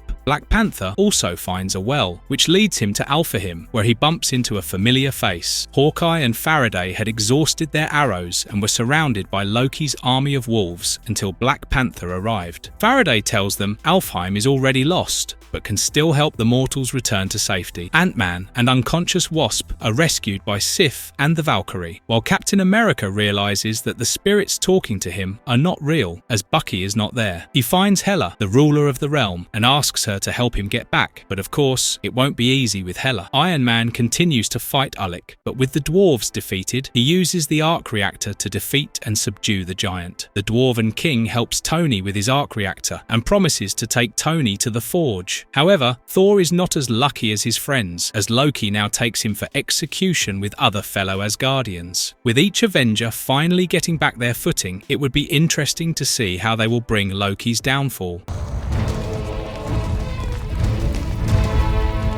A day unlike any other. The season finale starts with the Avengers preparing to attack Loki at Asgard. Tony Stark works with Dwarf King Eitri to build a new suit of armor. The scene brings up a few emotions, as it was referenced in the Iron Man movie released in 2008. Meanwhile, Hulk rides along with Warriors 3, whereas Hawkeye, Faraday and Black Panther take a mystical ship, and Wasp gets her own Valkyrie armor, including a helmet, as she rides with Sif. Captain America tries to convince Hela to send him to Asgard to help his friend Thor. Although Hela likes her father Loki's games, she knows he can betray her just as easily. She promises to let Cap go on the condition that if he dies while fighting, his soul will belong to her forever. Unlike the MCU, Hela, being Loki's child and not Odin's, is similar to comics. Hulk and company are the first to arrive at Bifrost and take on the Frost Giants. They receive further help help as others appear one by one. After the first line of Loki's defenses is breached, the Avengers insist on joining the Asgardians in fighting Loki and helping Thor. They still worry about Cap and Iron Man as they have not arrived. Loki coronates himself and powers up using the Tree of Life when he receives news about the Avengers arriving in Asgard. In his madness, Loki summons the demonic ice wolf Horfin, which attacks the rebels. Finally, Cap makes it to fight alongside others, seemingly after accepting Hela's offer. Steve's battle strategy helps the rebels to take down the gigantic wolf with ease. The Avengers then enter the castle to take down Loki, but Loki uses the Odin force to crush Cap's shield into pieces and knock out the rest. It is heartbreaking to see the shield crumble, and it will be a while before Steve gets it back. However, an astounding and dramatic entry by Uru-armored Tony Stark takes the cake. Hulk, Wasp and Cap help Iron Man fight Loki, with Cap wielding a fallen soldier's shield, once again proving that it's not the shield that makes him a hero. The others free Thor, who takes back his hammer. Black Panther and Hawkeye then approach Yggdrasil the tree, with T'Challa now able to see magic after extensive study. However, sound waves created by crows prevent the Avengers from approaching the three. Considering that Thor, Captain America, Hulk and Iron Man are the major Avengers, with each having a movie before the second season, anybody would have expected more screen time for these folks. It was promised that Jeff Loeb's retooling would do just that, but Hulk appeared in only 2 of the 12 episodes the Loeb executive produced. Thor joins in fighting Loki, but notices he is losing control over the Odin force, which may lead to a Ragnarok. Loki doesn't care about the apocalypse, but it causes Odin to wake up. Hank turns to Ant-Man and approaches the tree before turning to Giant Man and ripping it up. This breaks off Loki's power and control over the realms, while Odin appears before him and promises to show him real torment. This time, Loki is sent to Yggdrasil, where the Midgard serpent attacks him. Thor bows down to the Avengers for helping him, while Odin can hardly believe mortals are the heroes. He still honors and hails the Avengers. However, it is only the start of something even more diabolical. After returning to the mansion, Cap looks at the broken pieces of his shield and finds Hela looking back, reminding him of the pact. But most importantly, the episode is the first to end with a "to be continued" as a Captain American doppelganger knocks out the real Cap and reveals himself as a Skrull who has completed the first level of intrusion.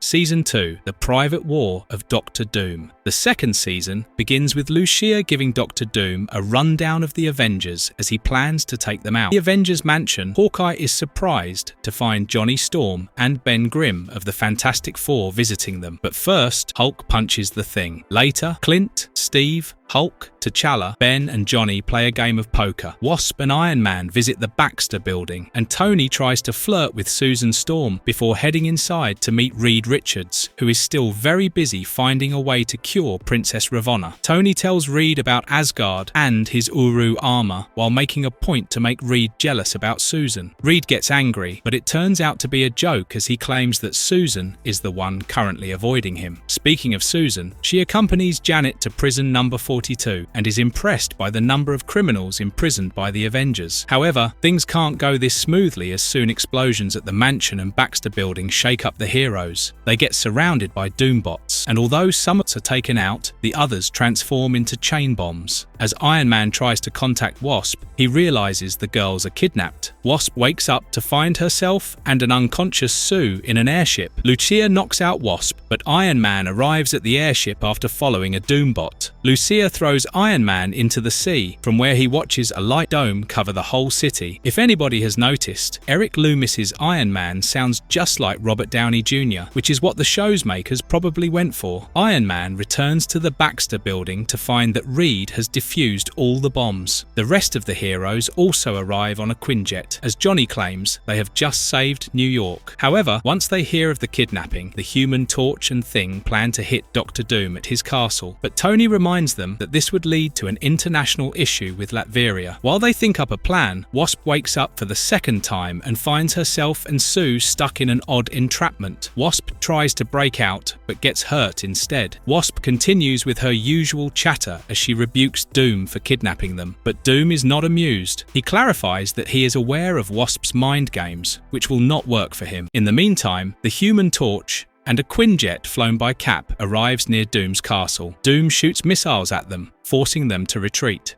The Skrull Cap remains a bit aloof from the team, but his costume differentiates him from the real one. It takes Doom only a minute to figure out that others have infiltrated his castle. Doom shoots at Invisible Iron Man, who becomes visible, while Black Panther attacks Doom. Reed Richards tries to free Wasp and Sue from the transparent spheres. It is still pretty difficult to defeat Doom, and Iron Man orders the Avengers to assemble. As the rest join them, Black Panther disables Lucia by tearing away her wirings while the rest destroy the Doom bots. As a fight ensues, Doom casually deflects every attack and eventually lets the Avengers and Fantastic Four rescue the girls and leave with them.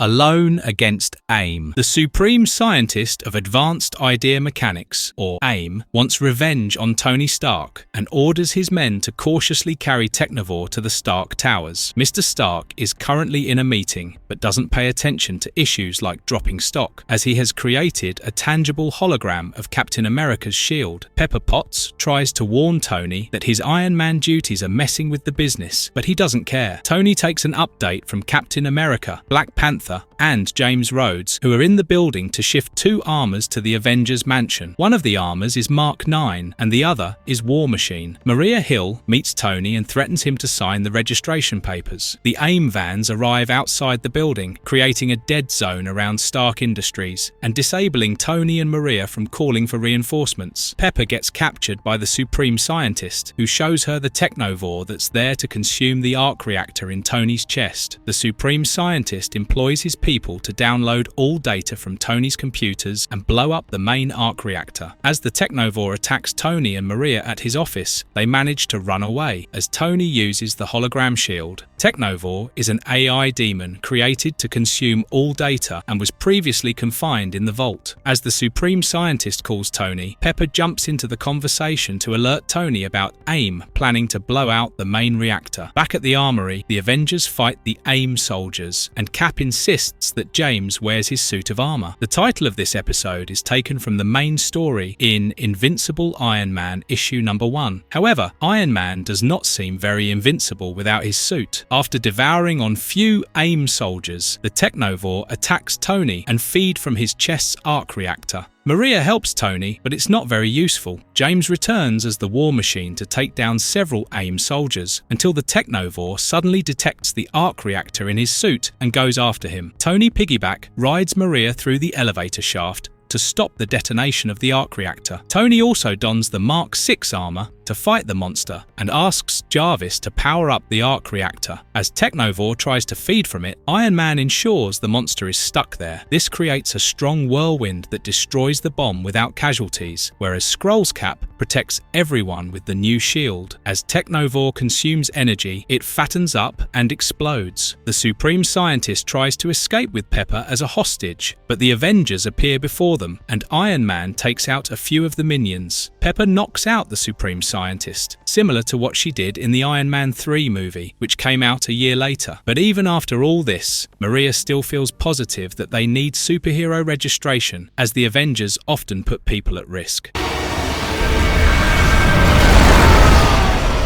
Acts of vengeance. The Enchantress and Scourge want vengeance as they go after the Masters of Evil one by one. They corner Chemistro to wring out Zemo's location from him. Chemistro blurts out Arnim Zola's address as he doesn't know where Zemo is. After that, the Enchantress turns him into solid gold. Finally, we get a look into Asgard, where Thor is helping in repairing the damage. As Thor asks Heimdall about Midgard and the Enchantress, they suddenly witness the seal on Surtur's prison breaking. Thor fears for Earth, whereas Hawkeye, Skrullcap, Black Panther, and Hulk find the living laser in a not-so-living state, as he is frozen in the light form. While Hawkeye is glad that somebody is doing their job before them, Tony and the others are not so relaxed. They shouldn't be as Amora and Scourge arrive at Zola's place, but Zola tries to feed them to a doughboy. However, Amora simply freezes and disintegrates the doughboy before freezing Zola. In a shocking turn of events, Zemo, Abomination, and Wonder Man arrive at the Avengers mansion to seek help. Before they hear anything else, Hulk goes smashing Abomination and stands down only after he has knocked out Abomination. The Avengers discuss the offer and realize that Zemo can double-cross them or go back on his word at any time. time, but still decide to help out. As the rest keep a watch on the villains, Hawkeye and Tony goes to save Crimson Dynamo from Enchantress and Scourge. Meanwhile, Thor, Balder, and Odin find out about the total devastation at Nidavellir and that Surtur is free from his prison. They travel to the location of the Twilight Sword and find that it's stolen by Surtur, realizing that the barriers to Muspelheim have weakened. This episode's title is a reference to another popular crossover comic, Acts of Vengeance, that was published from 1989 to 1990. But the comic storyline involved Loki coercing the supervillains to destroy the Avengers, so yeah, it's a lot different. In the mansion, Black Panther shows Wonder Man a magic dampening machine and tells him how Tony has found a way to help him. They are interrupted when Zemo and Skrullcap walk in. Zemo doesn't trust any other Avenger than Cap, which will soon backfire on him. The mansion gets an intruder alert, and Wasp finds Chemistro at the door, with Scourge chasing him. Scourge has got 2 blazing guns, which have replaced his axe, so it seems Midgard is really rubbing off on him. Hulk and Abomination fight him as Wasp takes Chemistro inside, wondering how he freed himself. As they enter the core, Black Panther realizes it's Amora disguised as Chemistro. A fight ensues, and Zemo orders Cap to switch on the machine. Skrullcap simply watches, doing nothing, and the other Avengers might be too distracted to notice. Zemo uses a Norn Stone to keep the Enchantress at bay, while she gets scared that it will break the Muspelheim barrier. Scourge also gets injured and falls unconscious while trying to protect Amora. Fortunately, Iron Man, Hawkeye, and Crimson Dynamo enter the scene, and Iron Man orders Jarvis to switch it on. With Amora powerless, Zemo orders the Masters of Evil to attack the Avengers, but only Crimson Dynamo obliges, while Wonder Man prevents Zemo from killing Amora. During the fight, Captain America deflects a missile that destroys the magic damper, and Amora gets her magic back. As Amora tries to use the Norn Stone, Wonder Man grabs it, and the stone explodes, with both Amora and Simon vanishing. As everyone else lies injured, Zemo looks at Cap Skrull and declares he is different. A Skrull shadow looms behind Cap as he knocks out Zemo. Later, the Avengers discuss how they earned a win by imprisoning Zemo, Abomination, Executioner, and Crimson Dynamo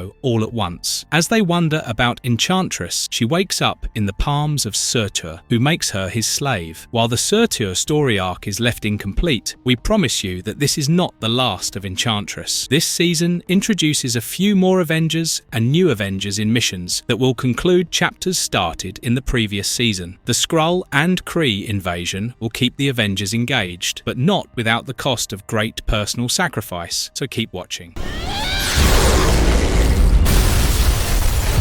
Welcome to the Kree Empire. The story begins with Carol Danvers showing Henry Gyrich the Damocles ship, now a base for SWORD, the SHIELD subdivision for managing extraterrestrial affairs. However, they might not have total control over it as Agent Abigail Brand tries to make its AI respond by holding it at gunpoint. Gyrich rebukes Carol and Brand for not catching any aliens when suddenly a Kree ship appears and gives them an ultimatum to surrender within 15 seconds. Needless to say, nobody listens, and the Kree ship starts attacking Damocles, whose shields protect it. Brand orders Carol to show off her new powers and sends her with a team to confront the smaller Kree aircraft that land on Earth. Carol dons her Ms. Marvel costume as she confronts Captain Marvel, Yon-Rogg, and Ronan the Accuser. Despite Marvel's pleas, Ronan and Yon-Rogg are set on conquering Earth. Ms. Marvel gets upset at Marvel for betraying her, but as she attacks Ronan, she gets brutally beaten down. In the mansion, Hulk chomps on chicken as he informs Tony and Skrullcap that S.H.I.E.L.D. has called asking for help in stopping an alien invasion. Ronan and the Kree arrive in New York City and order the public to surrender when Iron Man, Captain America, and Hulk arrive to stop them. But being a Skrull, the Cap imposter launches the first attack, but Ms. Marvel joins them in fighting the Kree. Producer Joshua Fine decided to use the classic red and blue costume for Ms. Marvel, as it was her first costume in the comics, but the costume she eventually appeared in bears more resembled Moonstone, a Marvel Comics supervillain. As Ms. Marvel fights Captain Marvel, he tells her that Ronan seeks to destroy Earth. However, Carol reminds him that humans will never surrender. Meanwhile, the Kree soldiers teleport to Damocles and start attacking with no intention of taking prisoners. Brand argues with Gyrich as she protects him, and they hide from the Kree soldiers. They witness the Kree soldiers forcing another alien called Sidran to hack into Damocles and link it with the Kree starcraft. aircraft. Brand pretends to surrender, but shoots down all the Kree soldiers. Brand wields superpowers and is revealed to be an alien-human hybrid. She is impressed with Sidron's ability to hack into Damocles' AI and frees Sidron on the condition that he works for her. As Sidron jams all communications between the rest of the Kree, Brand suggests Ms. Marvel attack the rest with as much prejudice as possible. Agent Brand then takes her crew and Sidron over the Kree starcraft. Back on Earth, Mar-Vell protects Carol from Ronan's attack and gets badly injured. While the rest of the Avengers fail to take down Ronan, Ms. Marvel manages to sustain Ronan's attack and subdue him instead. The Avengers lock Ronan and Captain Mar-Vell at Prison 42, but Mar-Vell warns them that the Kree will now see them as a threat and attack. Kang overhears everything from the adjacent cell, while Iron Man offers Ms. Marvel to be an Avenger, to which she agrees. Elsewhere, the Captain America imposter calls someone and asks them to move ahead with their invasion timetable.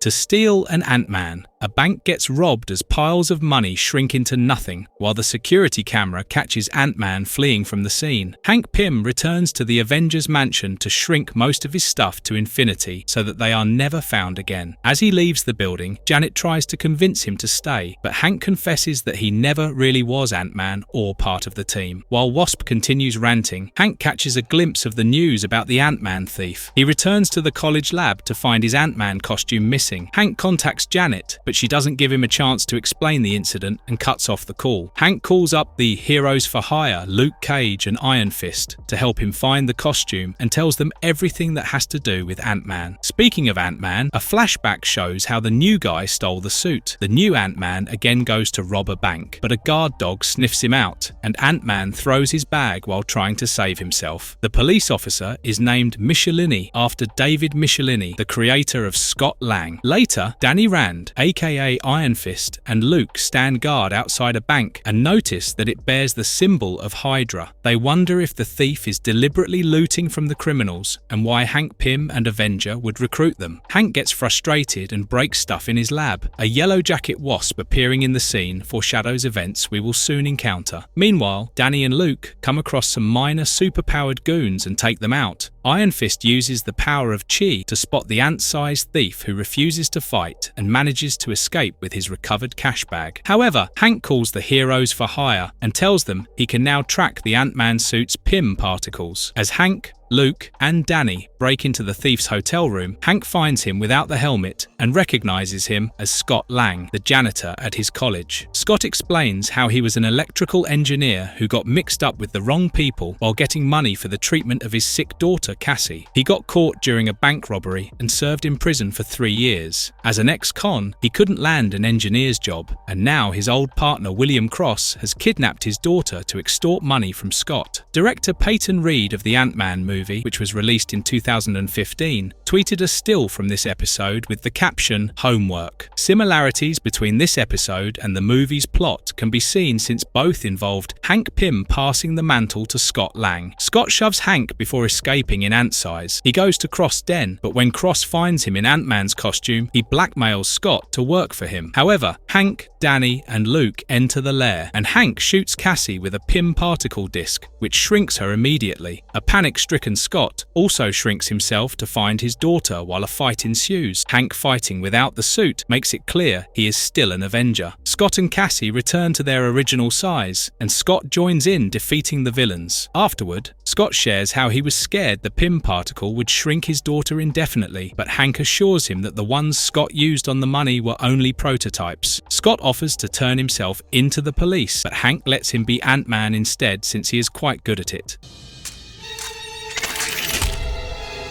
Michael Korvac, a blinding ball of light appears in the city, forming a large crater and a lean and sickly man emerging from it. The man has markings on his back and seeks protection from an unknown entity. In the Avengers mansion, Janet discusses her love life with Carol when the police arrive with the unidentified man. The man introduces himself as Michael Korvac and, at first, mistakes Janet for his girlfriend, Karina. Michael tells her how aliens abducted him, and as Janet takes Michael in the elevator, he starts to remember the experiments done on him and freaks out. Janet knocks him out, and later, Later, Jane Foster takes care of him in the mansion's infirmary. Janet tells the other Avengers about the information she and Jane have figured out. Wasp finds Karina working at a restaurant while Hawkeye and Black Panther examines the crater. Meanwhile, the Guardians of the Galaxy spies on them. The Korvac Saga comics were a crossover between the Avengers and the 1969 version of the Guardians of the Galaxy, while Korvac is originally from the Earth 691 version. Hawkeye and Black Panther inform Tony about the cosmic radiation present in the crater, while Hulk also registers the same energy emitted by Korvac. Skrull imposter Cap is not in this episode, as apparently he has taken a leave. He is probably planning the invasion with fellow Skrullies. Wasp returns with Karina, who reunites with Korvac, who has been missing for over 2 years. The reunion is interrupted by the sudden appearance of the Guardians of the Galaxy, who demands Korvac. Star-Lord speaks in a different language to Korvac, who gets scared, and Wasp escorts Korvac and Karina away. Rocket Raccoon and Groot fight the Hulk, while Adam Warlock fights Black Panther. Quasar fights Iron Man, and Hawkeye manages to take off Star-Lord's mask. This episode was dedicated to the memory of storyboard artist and director Boyd Kirkland. He passed away on 27th of January 2011, while it aired on 6th of May 2012. Quasar is unable to hold much in front of Iron Man, and Iron Man comes to the rescue as she starts falling unconscious. Wasp, Korvac, and Karina reach the hangar, but Hawkeye arrives with Peter Quill and asks everyone to stop. The Guardians tell the Avengers that Korvac is responsible for killing thousands of sentient beings, and Korvac glows into a ball of light to prevent capture. Ms. Marvel arrives to find everyone unconscious and gets into combat with Korvac. She too faints, and Korvac leaves with both Carol and Karina. The Avengers wake up in another plane. As Warlock is still passed out, Peter explains that they are now in a telekinetic conference supported by Warlock's gemstone. The Guardians explain that they are a form of space cops after the fugitive Korvac, who was abducted and experimented on by the Kree. This caused Korvac to develop some latent and unstable powers, which not only drove him insane, but also wiped out an entire space station. The space station in the flashback is an exact copy of Deep Space Nine from the Star Trek Deep Space Nine 1993 TV series. The Avengers decide to help find Korvac, who appears at Central Park. The Avengers work together to take him down, but Karina's fear and doubt truly shakes up Korvac, and he leaves to find recluse in deep, distant space. Tony asks Peter about the other extraterrestrial threat that may harm them, but Peter Quill suggests that the Avengers are better off not knowing. Who do you trust? In the middle of the night, Maria Hill is attacked in her room inside the helicarrier. The intruders are Mockingbird and Nick Fury, who sports a new look similar to his movie counterpart. Fury warns Maria about the Skrull Infiltration and gives her a disc with all the information he has collected. He then vanishes with a flash of light as a distraction. The Avengers celebrate the induction of Ms. Marvel at a diner with Tony, Clint, Janet, Carol, and Skrullcap attending, while Hulk is on monitoring duty at the mansion with Black Panther monitoring him. Meanwhile, Agent Quake of S.H.I.E.L.D. drives a supervillain called Griffin mad as a part of her mission. The Avengers witness Griffin flying by during their dinner, and while the rest goes to apprehend him, Tony stays back to pay the bill and buy extra pizzas for Hulk. Since it's her official induction, the team lets Carol Danvers take the lead, or more particularly, fight the villain. Tony gets zapped by Black Widow and taken to a safe house where Fury, Mockingbird, and Quake join him. Fury shows Tony the comatose Skrull imposter Madam Viper and recounts the events of when Hawkeye jeopardized Black Widow's mission. Fury claims that he learned about Skrulls only because of Mockingbird, who kept quiet about Viper and told it to him. They have also recovered a communicator and decodes the word Skrull. Tony also receives the aggravating news of the Avengers being compromised. The evidence points towards Hawkeye as the imposter, but Tony finds it hard to believe. Meanwhile, Wasp, Hawkeye, and Skrullcap watch Ms. Marvel struggle with Griffin. They even pass some wise remarks to tease and annoy her. Once they return to the mansion, Black Panther notices that Iron Man has cloaked himself. Iron Man shows himself and tells everyone about what Fury said, especially about Hawkeye. As Ms. Marvel tries to arrest Hawkeye for questioning, Wasp tries to stop it, but even Tony points his lasers at him. This season has given an upgrade to several Avengers, and even Nick Fury, who adorns the look of Colonel Fury from the Ultimate Comics, while Iron Man gets new armor. Black Panther agrees with Iron Man and leaves, while Hulk sides with Hawkeye. A fight ensues as Hawkeye pulls the first arrow on Iron Man, but Skrull imposter Captain America saves both Iron Man and even stops him from hurting Hawkeye. Ms. Marvel also shows off great strength as she fights with Hulk. The episode has a plot similar to the Who Do You Trust storyline in the Secret Invasion comics, while the Avengers disbanding is similar to Avengers issue number 16. Tony acknowledges the fact that he cannot trust anyone, as anybody can be a Skrull. He leaves saying that the Avengers are over, followed by a dejected Carol Danvers, but the Skrull imposter Cap offers to lead the team. Hulk, Hawkeye and Wasp join Captain America, while Nick Fury and Quake watch them from afar. Fury tells Quake that Tony has made a smart move by putting the Skrull in a position to make a mistake. While this might be true, Tony is rather frustrated by the situation. Black Panther returns to Wakanda and orders his Dora Milaje to prepare for the invasion. Despite the progress in this story arc, you will have to wait a bit longer for the ultimate face-off, which is one of the things we find to be unnecessarily stretched out. The episode's ending twist shows the Skrull Cap reporting everything to the Skrull Queen, who turns out to be impersonating Mockingbird.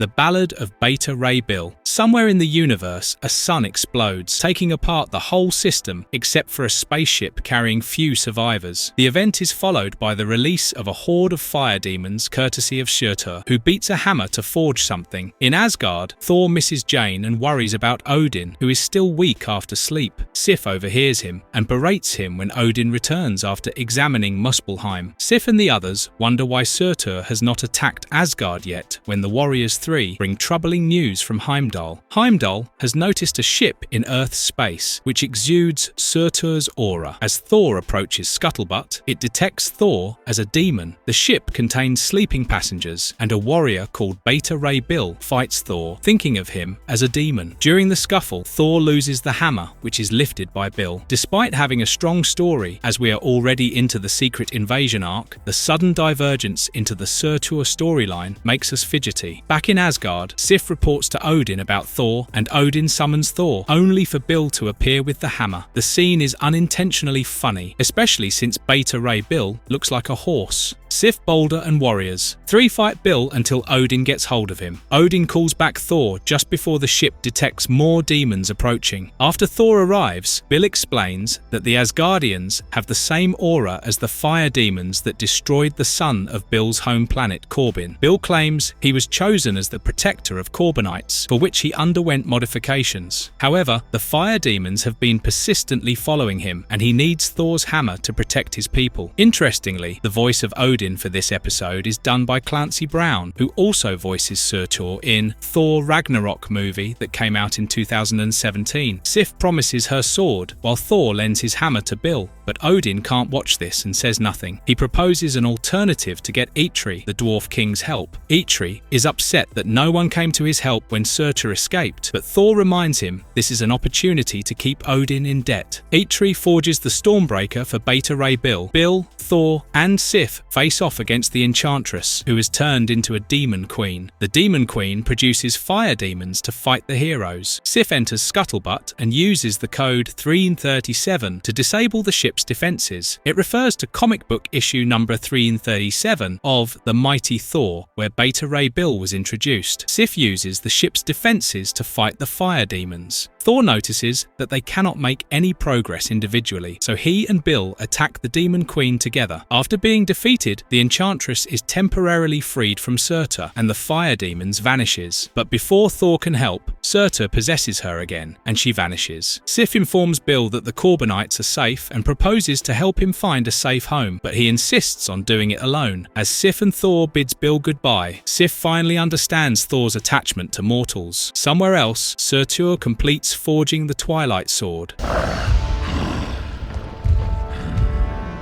Nightmare in Red. An aircraft with Dr. Sampson, General Thunderbolt Ross and Glenn Talbot arrives at S.H.I.E.L.D. helicarrier and is greeted by Agent Clay Quatermain. General Ross and Talbot wants Hulk's blood sample, and Director Hill tells him that she knows Ross wants to make more Hulks with the blood. Sampson opposes the idea as he highlights the fact that both he and Hulk are actually accidents. Maria decides to consider General Ross's offer, and they leave. In the meantime, the Winter Soldier infiltrates a chamber number using Maria Hill's retina scan. We would love to know how he got that, but let's assume and move on. The Winter Soldier steals Hulk's blood and infuses it with another red fluid. He then injects it into a mystery volunteer who turns into the Red Hulk and attacks the S.H.I.E.L.D. agents in the helicarrier. The real Green Hulk is, however, on leave, as it is the time of the month when he lets Bruce Banner out. A very bored Hawkeye accompanies Banner as he enjoys a moment of peace and quiet while fishing somewhere in the country. Maria and Quatermain find the Red Hulk rampaging and call the Avengers Mansion to inform them about the Hulk attack. This marks the first on-screen appearance of Red Hulk. Wasp and Skullcap instructs Hawkeye to return with Banner. Skullcap and Wasp battle the Red Hulk, who seems to have fire powers. Wasp points out that their Hulk is green, but Maria argues that the Hulk actually started as grey. This is a reference to the problem artist Stan Goldberg faced while colouring the Hulk. As he didn't find the right grey shade, Hulk was eventually turned green. Meanwhile, the Falcon ambushes Banner and Hawkeye at the mansion, and he appears to follow somebody's instructions. Falcon shoots Banner with an adrenaline inhibitor, preventing him from transforming. Hawkeye prevents Falcon from kidnapping Banner, and Falcon escapes. Red Hulk gets the news of Falcon's failure and breaks into the mansion to abduct Banner. Maria Hill allows General Ross to use the Hulkbusters and capture the Hulk, while Skullcap and Wasp return to the mansion to find Hawkeye knocked out. Wasp decides to track Banner's Avengers ID card. They find Red Hulk, forcing Banner to change into the Hulk. It seems Red Hulk has a personal vendetta against the Green. Red Hulk uses Hawkeye as bait to force Banner to transform. Although the Incredible Hulk is one of the main and strongest Avengers, he is not a regular in the comics. He is far more popular as a Defenders member, which also includes Doctor Strange, Valkyrie, and Namor. The Avengers and Defenders were also once in a war, thanks to supervillains messing them up. The Controller prohibits Red Hulk from fighting the Hulk, but he ignores it, and the Controller inflicts him with pain. However, Red Hulk is still not bothered and gets into combat with the Hulk. The Avengers aid Hulk, but Hawkeye and Wasp get thrown into a ditch. Red Hulk flees just before Hulkbusters appear to arrest Hulk. Skullcap convinces Hulk to change into Banner and assures him that he will talk to Maria. Later, Red Hulk, Samson, Falcon, and Winter Soldier convene with the Controller, who is revealed to be a man called Del Rusk, while the Skrull imposter Cap calls his queen to report about the Hulk.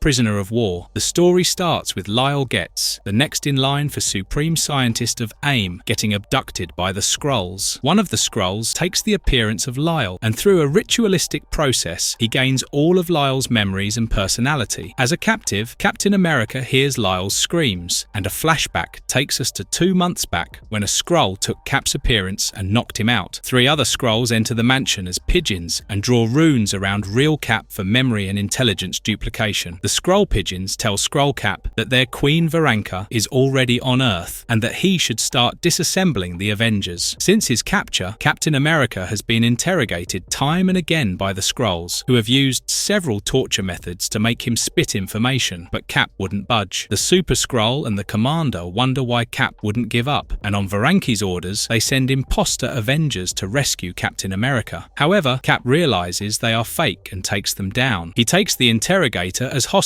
and finds Madam Viper. Cap convinces Viper that he is human, and since they are stuck in deep space near Saturn, they have no option other than to work together. After Beta Ray Bill, this is the second instance of a solo Avenger-focused episode. Captain America questions the Skrull interrogator on why the Skrulls are impersonating humans, to which the interrogator tells the story of how Galactus devoured their homeworld, Skrullus, but a prophecy claimed that the Skrulls would colonize Earth. As more Skrulls attack, Cap takes them down and accidentally blows up wires that free the other prisoners. The freed people are Lyle Getz, Cobra, Henry Gyrich, Mockingbird, and Clay Quatermain. As the prisoners start doubting each other, Captain America and Madam Hydra assure them that everybody in the group is human. They also find the Invisible Woman being held in a glass orb and a headgear. Cap breaks the glass case and rescues an unconscious Susan Storm. This is a moment of triumph for Captain America, America as he inspires and leads even the bad guys. The commander sends Kayat the Super Skrull to stop the fugitives. The Super Skrull embodies the powers of the Fantastic Four, but it's not the only Super Skrull in the series. Gyrich, Lyle, and Quatermain manage to get hold of an alien ship, while Cobra, Viper, and Mockingbird help Cap fight Super Skrull. In spite of several noteworthy Marvel animated shows being released earlier, this is the first one broadcast on Disney XD after Disney bought Marvel. When Lyle shoots Captain America and Viper, Quatermain knocks him out and helps the rest of the humans to come aboard. Viper is grabbed and pulled down by Super Skrull, but Cap leaps back into the scene to help Viper. Invisible Woman wakes up at the last hour and protects Captain America, while Viper helps him get on the ship. As Quatermain steps on the engine, it takes them near Earth. The commander apologizes to Varanki for his failure, but Captain America's show of honor and leadership has given her the idea to use the Skrull imposter Cap to make people submit to their demands. As the imposter Cap orders invasion of Wakanda, New York, and Washington, D.C., we can be prepared to see a head-on fight with the Skrulls.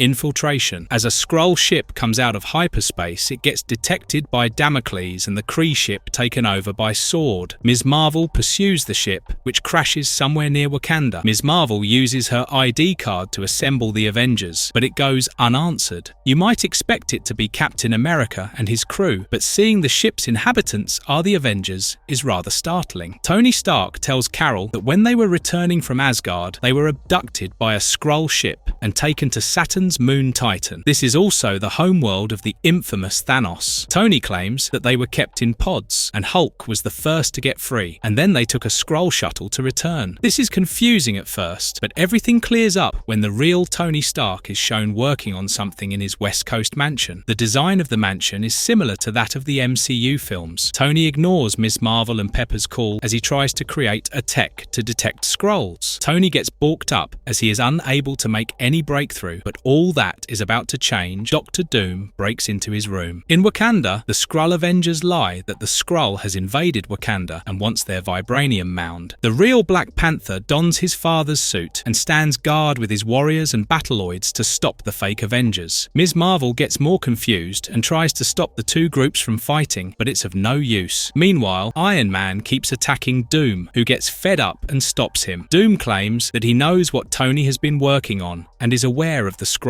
crisis. Doom doesn't want Earth to be ruled by aliens, but doesn't want to do the grunt work either. He leaves Tony with a chip that can be used in Stark's tech to detect Skrulls. The plot is closely based on Secret Invasion issues number 1 to number 4. Somewhere else, in a safe house, Nick Fury goes through a bulletin board featuring several Marvel heroes and villains, including Spider-Man and the Mutants. When Daisy, aka Quake, informs him about Banner going off the grid, Fury reviews the scene of Hulk's capture by Ross. Fury also reviews the footage of Captain America fighting Ronan and realizes he is the Mole. The battle at Wakanda rages on, and Ms. Marvel takes quite a few hits from the Wakandan forces. However, the real Hawkeye and Wasp appear at the right moment as they prevent Skrull Hawkeye from shooting the real Black Panther. As the fake Mjolnir falls on the tank, it explodes, and the blast knocks out fake Thor, revealing him as Skrull. T'Challa also defeats the Skrull Black Panther and exposes his real face to Ms. Marvel, who gets furious and attacks the imposters. An all-out war ends with Skrull Iron Man being beaten down, but he sounds confident about the invasion. However, T'Challa still refuses to rejoin, as he points out that they are still unable to trust each other. In the meantime, Tony finishes adjusting his suit when Black Widow arrives to escort him to Fury. Fury reveals to Iron Man that he suspects Mockingbird. Queen Varanka arrives at the secret base as Mockingbird and knocks them out. She informs Iron Man about the virus they have introduced into his suit. The armor glitches and starts shutting down while a flagship enters Earth space as Varanka gives the orders.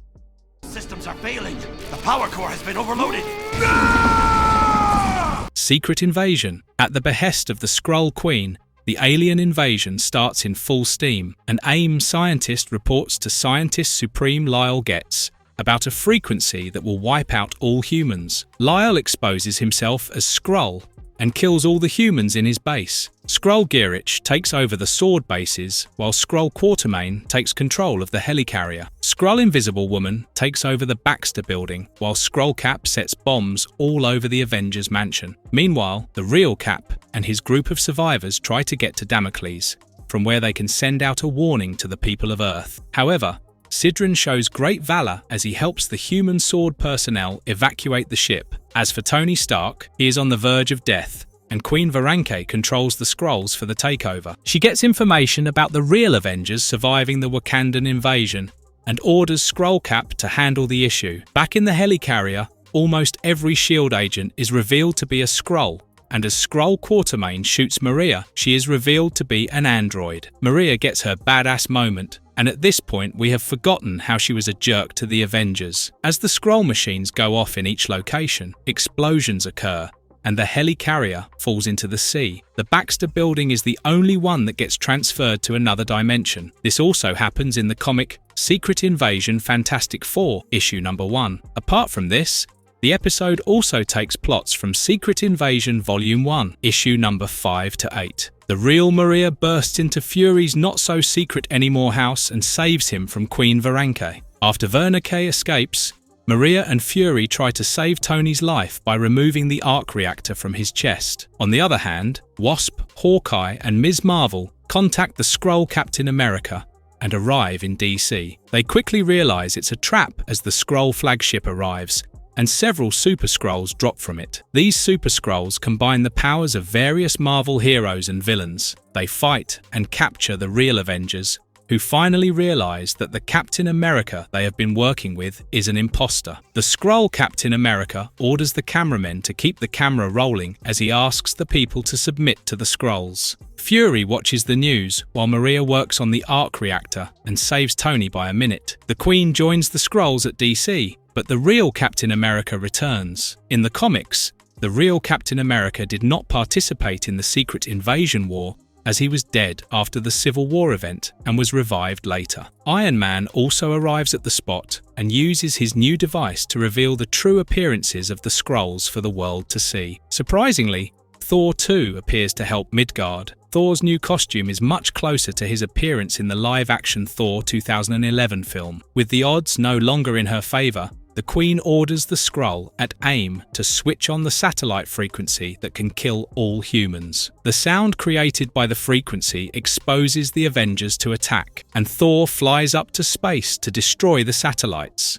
As Thor returns, he uses the complete force of Mjolnir to take down all the Super Skrulls, while Captain America unleashes his wrath on the imposter who ruined his image. The Queen gets surrounded by the Avengers and freaks out, as she cannot understand how their prophecy went wrong. Later, the real Invisible Woman brings back the Baxter building from another dimension. Tony gives his device to Sidran to detect any remaining Skrull on Earth, while the captured are contained in special cells in Prison 42. However, Cap leaves quietly as some wounds take longer to heal.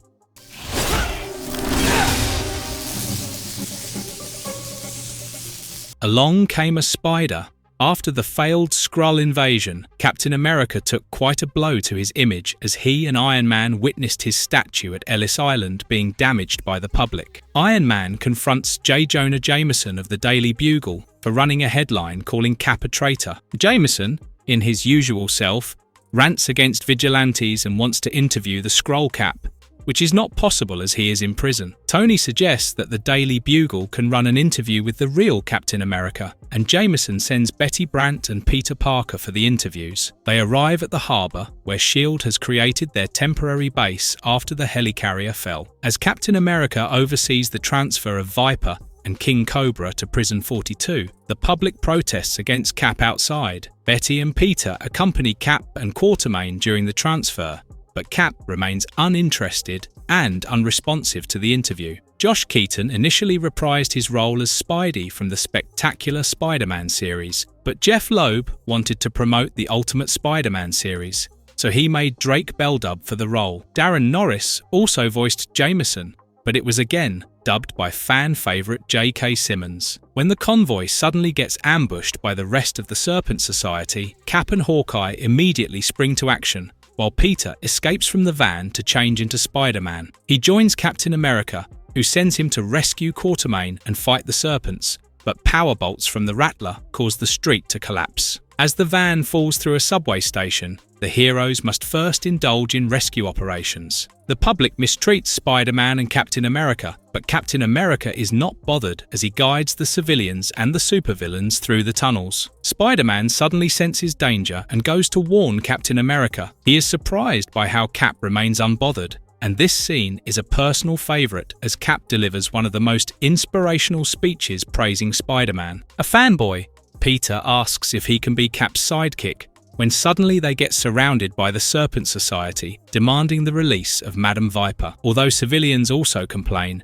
Cap and Spidey work together to fight the villains. Throughout the episode, Captain America uses his original triangle shield, which gets several dents but still aids him in combat. However, as the ceiling starts collapsing, Spider-Man stops it from falling while Captain America takes on the Serpent Society alone. His heroism impresses the civilians, who start pelting the Serpent Society and even pass him the shield to fight. But as the tunnel's condition worsens, Viper orders the Serpents to retreat. Spider-Man almost gives up, but Captain America inspires him to hold on. Luckily, the other Avengers lift the ceiling quickly, saving the crew from being crushed. Later, Daily Bugle publishes news about Captain America saving civilians from Spider-Man and the Serpent Society. Spidey is enraged, but Captain America reminds him that the people he saved know the truth. As Spidey bids him goodbye, he mentions his plan to web Jameson's mouth shut, and Captain America agrees with that.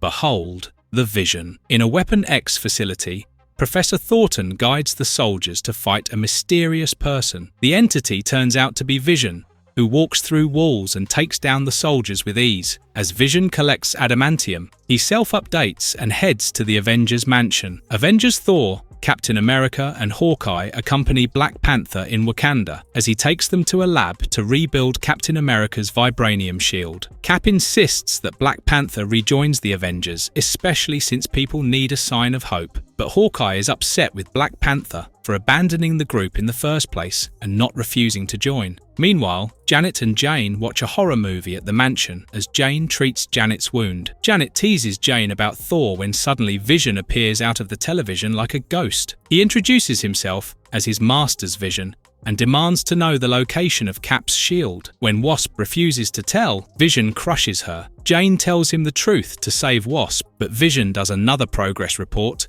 and drops a part of the wall on the girls. Vision then phases through the mansion and finds the Quinjet at the lower levels. In Wakanda, Black Panther describes how precision and Wakandan technology will be used to reforge the shield, while Hawkeye attempts to challenge T'Challa for the position of the king. The Dora Milaje knocks him out, and soon, a Wakandan reports about a Quinjet approaching. Thor is thwarted by Vision, and the rest fight him. Black Panther rallies the Dora Milaje and the Wakandan forces to stop Vision. Something common with most episodes of Season 2 is that it premiered in 2012, but the credits show that it was produced in 2011. This is because it was supposed to premiere in fall 2011, but instead, it was used to promote the upcoming Avengers movie and to pair it with Ultimate Spider-Man in Disney XD's Marvel block. With Captain America finally taking more leadership roles, the series draws more similarities to the MCU. For instance, Thor getting worked up and unleashing the full power of thunder upon the Wakandan forest looks spectacular. However,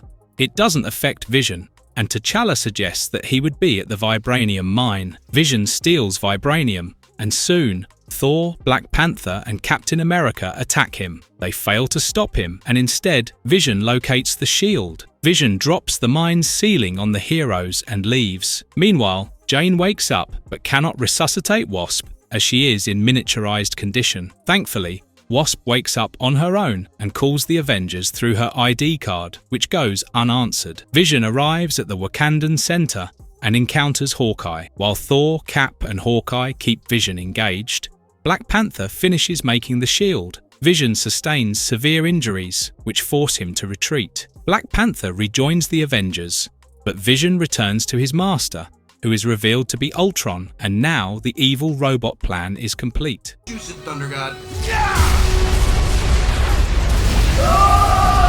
Powerless. As Thor, Captain America, Iron Man and Hawkeye battle the Wrecking Crew. The Demon Queen Enchantress shows it to Loki. Loki is still stuck in Odin's prison as he gets tortured by the Midgard serpent. The Enchantress offers to help Loki exact revenge, but there is a price for it. On Earth, thunderclouds appear and zap the golden trio of Cap, Thor, and Iron Man. Hawkeye also gets thrown off as he attempts to help them. However, to their horror, Captain America returns to his pre-super soldier serum, Steve Rogers' appearance, while Thor becomes immortal. Iron Man's suit also turns into the Mark I armor, and he loses his sharp brain. As Thor attempts to fight the Wrecking Crew, he breaks his leg, while Steve gets shoved away. The powerless Thor resembles Sigurd Jarlsson's physical identity, while his use of a cane references the other alter ego, Dr. Donald Blake. Fortunately, Hawkeye is not powerless and uses his arrows to keep the villains away. Loki relishes the Avengers' vulnerable condition and asks Enchantress to help him get his revenge. The Enchantress summons the Destroyer and places Loki's spirit in it before sending it to Earth. She also reminds Loki that the spell will only work until Thor learns humility and finds inner strength. The Avengers take the subway, and since they lack money and ID cards, they decide to walk by the tracks. Thor gets annoyingly gloomy after being turned into a powerless mortal. He considers himself a dead weight and asks others to proceed, but Cap assures him that nobody will leave him behind. This episode was featured as a bonus on the DVD Volume 5 Secret Invasion, and Disney XD did not air it until 6 months after the finale, and later it was listed as a series finale in Disney+. The Wrecking Crew stops them, and although Hawkeye's attempts seem to help, the crew is stopped by the appearance of the Destroyer. The Destroyer defeats the crew and goes after the Avengers, but they escape. Thor explains that the Destroyer is made by the dwarves and made with the same material as Mjolnir at the behest of Odin. However,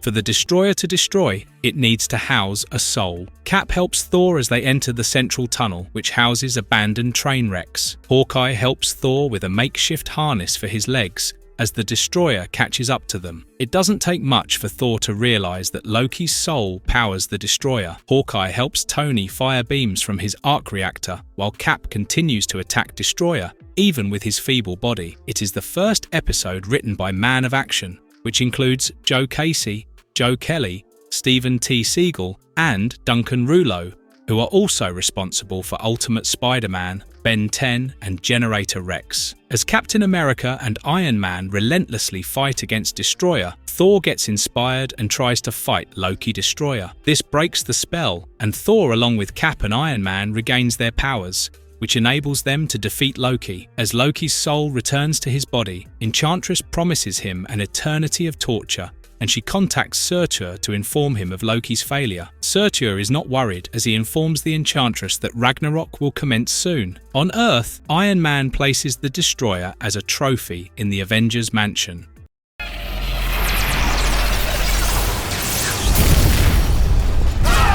Assault on 42. Whirlwind is again being taken to prison, and this time it's in the negative zone. Wasp enjoys escorting him as she, Thor, Captain America, and Ms. Marvel enter prison 42. However, as they pass by the leader's cell, he cries out in agony and rants about something coming. The prison also suffers several power fluctuations, and although the cell doors hold, Quatermain informs the Avengers that something outside the prison appears as blips to the Mandroid sensors. This is practically impossible, as the negative zone should be devoid of anything else. The Warden detects severe damage in one sector, and the Avengers inspect it. They notice that something has chewed in the power conduit. The mystery creature is soon discovered as an alien bug which abducts the Warden. Captain America, Wasp, and the S.H.I.E.L.D. agents hold them off as more bugs attack, while Ms. Marvel and Thor follow the escaped bug. Captain America and S.H.I.E.L.D. agents lock the bugs in the room, while a swarm of bugs surrounds Thor and Ms. Marvel. They manage to get back inside the prison after finishing off several bugs,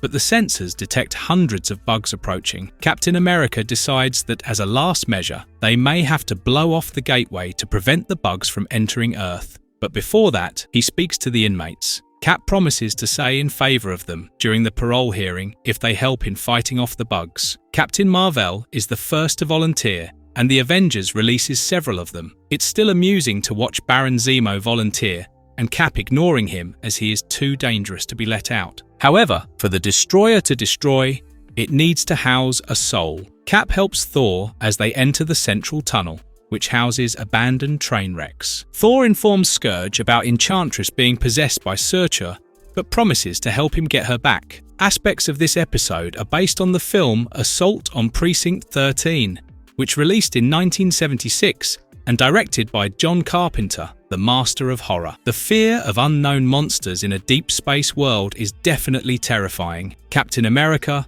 Thor, Blizzard, Whirlwind Scourge, AIM drones, the Leader, Abomination, and Captain Marvel make the first line of defense. Although Blizzard is extremely scared, he still fights back. However, the pain in Leader's head becomes too much, and he realizes something else is leading the bugs. It's revealed to be Annihilus, who uses the cosmic control rod to control the bugs. As the first line of defense falls back, Wasp, Absorbing Man, and Radioactive Man destroy several bugs, but Annihilus and his swarm still get into the main center. While it is not explicitly shown, it is reported that Blizzard, Radioactive Man, and Whirlwind die in the battle, as nobody seems to be able to rescue them, as they get engulfed by the bugs. As everybody fights back, Ms. Marvel and Quartmain decide they may have to blow up the gateway. The Leader asks Abomination to take him to the control room, and Abomination assumes it's to escape when the S.H.I.E.L.D. agents for the next shift arrive. However, Leader reveals that he wants to disrupt Annihilus's energy shield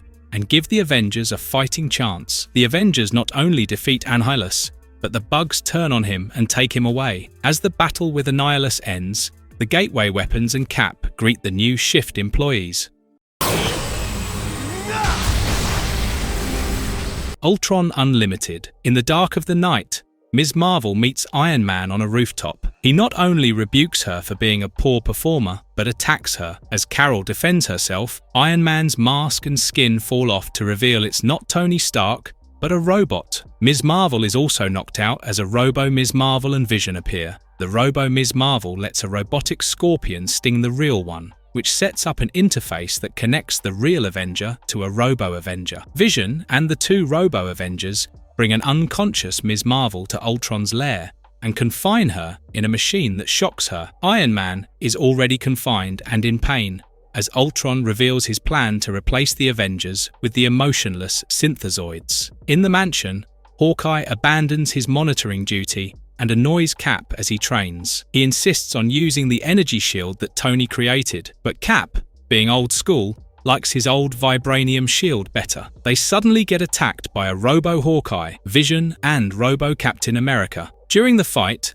the real Hawkeye is subdued, and the Robo-Hawkeye places a scorpion on Clint to set up the interface. The real Captain America wins the fight and joins the others by pretending to be a robot. This shouldn't be hard, and the synthezoids suspect nothing. The real trouble is when the Robo-Vengers attack Thor. The Asgardian prince is stupefied by Iron Man and Captain America turning against him. Cap pauses while knocking Thor out, but the Robo-Thor does it for him. Since we are talking about robots and AIs, let us tell you that Jarvis is based on Edwin Jarvis, the butler working in the Avengers mansion, and the AI personality is actually from the movie. The movie showed Tony using his dead butler's mannerisms in the AI, while in the comics, Jarvis lives and is even replaced by a Skrull once. Coming back to Vision, he arrives at Wasp's home and explains that he has orders not to harm her. But as Wasp shoots back, Vision accidentally burns her shoulder and immediately feels guilty about it. Wasp wakes up in Ultron's lab and is shocked to see Ultron, who admonishes Vision for hurting her. Ultron plans to transfer Wasp's consciousness to a robot called Jocasta, who would be his partner. Ultron's little crush on Wasp could be due to him being Hank Pym's brainchild, but Wasp points out that these thoughts make him more like a human. Vision puts Wasp into the shock torture machine, and the rest of the Robo-Vengers, including real Captain America, return. As Cap tries to defuse the scorpion on real Thor's neck, he gets stopped by Ultron, who is already aware of his presence. Ultron orders Vision to finish Cap, but Cap's persistence makes Vision question his motive, and Ultron helps the rest of the Avengers free. The real Avengers destroy each Robo-Venger one by one, and even the real Thor wakes up as the scorpion gets destroyed. Thor shoots at Ultron, but his adamant body remains unaffected. All the Avengers attack Ultron together, but none of their powers causes any damage. Ultimately, Vision phases his hand into Ultron's body and disables his head so Thor can knock it out. Ultron's body explodes and sets the place on fire as Iron Man uses his force field shield to help everyone else. As everyone escapes the burning warehouse, Captain America goes after a heavily injured Vision and rescues him from the fire. Vision confesses that he has realized that it's the human emotions that make one perfect.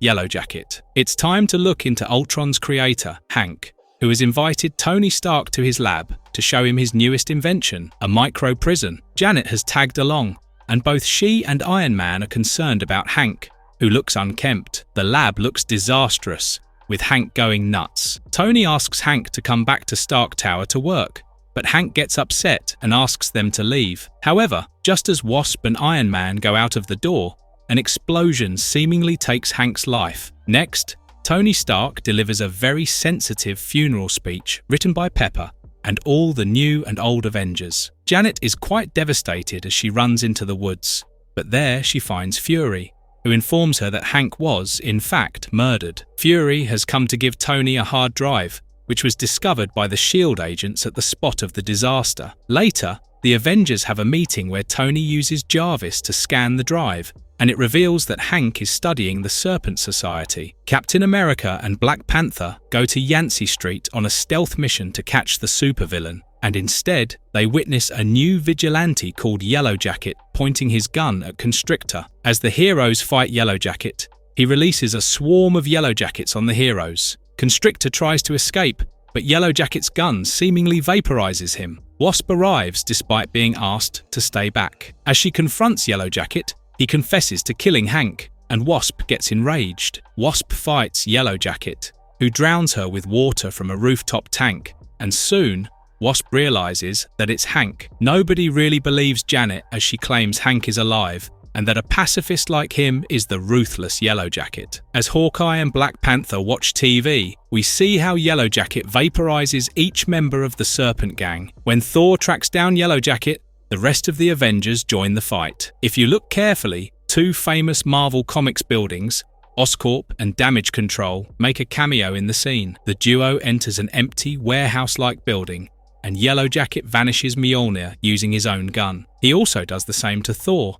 and gets shocked at himself. As the other Avengers enter, Wasp removes Yellowjacket's mask to prove she is right. The Avengers try to stop Hank and make him listen, but the gun gets accidentally fired up, and all of them gets transported to Hank's microprison. As per the comic book's Earth 616 version, Hank takes the identity of Goliath before Yellowjacket, and in this series it's his third since he was both Ant-Man and Giant Man simultaneously. The Avengers find Thor and his Mjolnir in perfect condition in prison, but Tony might be right that it's sadistic to hold the Serpent Society in strung-up conditions in the micro-prison. However, arguments can wait as the PIM particles in the micro-prison become unstable, making it shrink further into a singularity. Since the Avengers and prisoners are not shrinking, it will crush them. The instability frees the prisoners, who refuse to help the Avengers and instead foolishly attack them. A fight ensues, and when Wasp gets knocked out,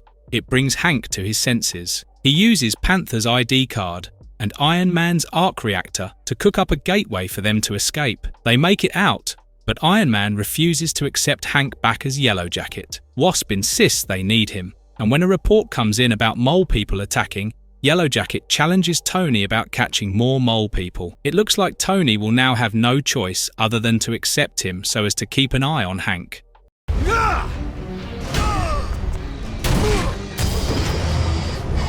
Emperor Stark. It's time to repair Vision, and it's overseen by Captain America and Iron Man. They leave him in auto repair mode, and after a month, Vision wakes up in an empty Avengers mansion. He finds Jarvis offline and reactivates it while he notices the world is run over by Iron Men of various shapes and sizes. Vision is previously shown attending the funeral of Hank Pym in what could be an error. It affects the continuity of the plot, but let's ignore that. Jarvis informs Vision that the Avengers now works for Tony Stark, who has taken over the UN and is the ultimate ruler who has brought peace to the world. With most of the Avengers deployed in different nations, and Thor acting as Tony Stark's bodyguard, there is nobody left to fight crime. Captain America attacks Vision, who uses Force to make Cap watch Vision's projected memory from when Cap defended the Avengers against Ultron. This breaks the spell, and Cap's eyes turn from purple to blue. Tony and Thor watch the altercation from Stark Tower and get bewildered.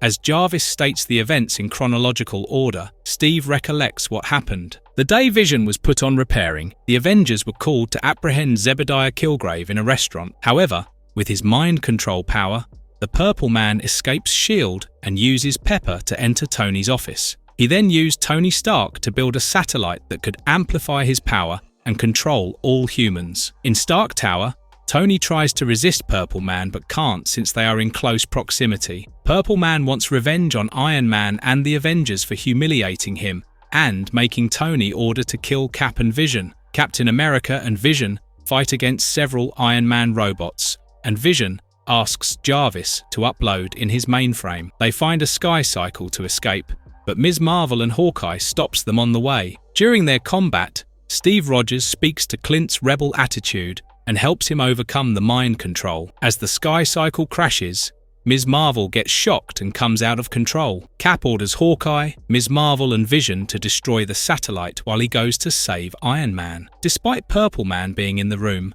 Iron Man tries hard to resist and even asks Cap to run. Elsewhere, the Avengers manage to secure a Quinjet but get attacked by Thor. Vision deals with Thor as Hawkeye, and Ms. Marvel escapes with the Quinjet. Vision also takes the Q and gets inside the jet with Thor in hot pursuit. This episode is slightly based on a Marvel comic book called Emperor Doom, where Doom used Purple Man to bend the Avengers to his will, and Wonder Man was the only one immune. This episode replaced Doom with Tony and Wonder Man with Vision. As they reach space, Vision increases his weight and drops on Earth while fighting with Thor. Hawkeye and Ms. Marvel make it through a few Iron Men, but Ms. Marvel again succumbs to Purple Man's control and fights with Hawkeye. A laser gets fired during the scuffle, destroying a few Iron Men and even the satellite. All the Avengers, including Thor, come out of their trance, whereas Captain America continues fighting Iron Man. The Purple Man's control breaks on Iron Man when the AI gets reactivated, and he fights the Purple Man. The Avengers assemble at Stark Tower and get rid of Purple Man. Later,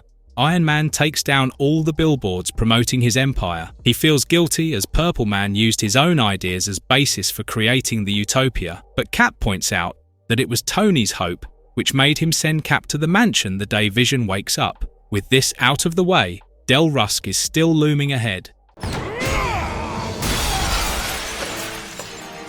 Code Red. As we were saying, the Secretary of Defense, Del Rusk, makes it very public that the Avengers are dangerous, and he wants them out. As Captain America and Iron Man spar in the training room, they discuss Rusk while a toxic gas suddenly engulfs them. Iron Man's suit protects him from the gas, while Cap turns into a sickly reddish figure. As Iron Man takes Cap to the infirmary, he calls Thor and asks him to get rid of the gas before it affects the whole of New York. Thor does as told, but several people fall sick, and even in the mansion, Wasp is the second one to fall sick due to the gas. Iron Man and Black Panther start working on an antidote when Rusk calls them to tell them that the Avengers are over. Soon, tanks surround the mansion, while Code Red, comprising Samson, Falcon and Winter Soldier, breaks into the mansion. Tony works alone on the antidote while Ms. Marvel takes on Samson. Hawkeye fights Falcon, and Winter Soldier enters the infirmary, where Captain America is still trying to resist the poison. The episode has elements from Jeff Johns' The Avengers Red Zone comic, where Red Skull infiltrated the US government. As Winter Soldier evades the mansion's defenses, Cap is surprised at how he learned those moves. Hawkeye subdues Falcon and notices that he is after something. Before falling sick, Hawkeye informs Iron Man about a device from the Defense Department that was planted in the mansion and is the source of the explosion. Ms. Marvel combats Samson until she succumbs to the illness, but she knocks him out at the last moment. Meanwhile, Thor fights with Red Hulk, and nothing seems to work until Thor uses the Mjolnir to send Red Hulk far, far away. Iron Man finishes the the antidote and uses it on Black Panther and Wasp, but Captain America is missing. It's no surprise when Winter Soldier brings Captain America to Del Rusk in the Pentagon. Iron Man tracks Captain America while Jarvis updates him about the rest of the Avengers and the people of New York recovering. US Air Forces surround Iron Man as he approaches Washington DC, and so he uses satellite images to launch a missile with the antidote. This particular scene quickly becomes spectacular to awesome, as the missile travels hundreds of miles but still gets caught by Winter Soldier before it pierces Captain America. The Cap still fights back Del Rusk and tears off his skin to reveal he is the Red Skull. The fact that Del Rusk is an anagram of Red Skull is not a tough one to crack, so yeah, we are not surprised. As Red Skull beats down Cap, it starts to affect Winter Soldier. When Red Skull orders Winter Soldier to kill Cap, he injects Cap with the antidote. Captain America prevents Red Skull from killing Winter Soldier and takes him to the lawn. The truth about Del Rusk comes out, but Winter Soldier goes missing. Falcon and Doc Samson are sent into treatment to remove Red Skull's mind control over them. Iron Man shares that the entire thing turned out to be a good PR for the Avengers, but Captain America remains worried about Winter Soldier, aka Bucky Barnes. Get him.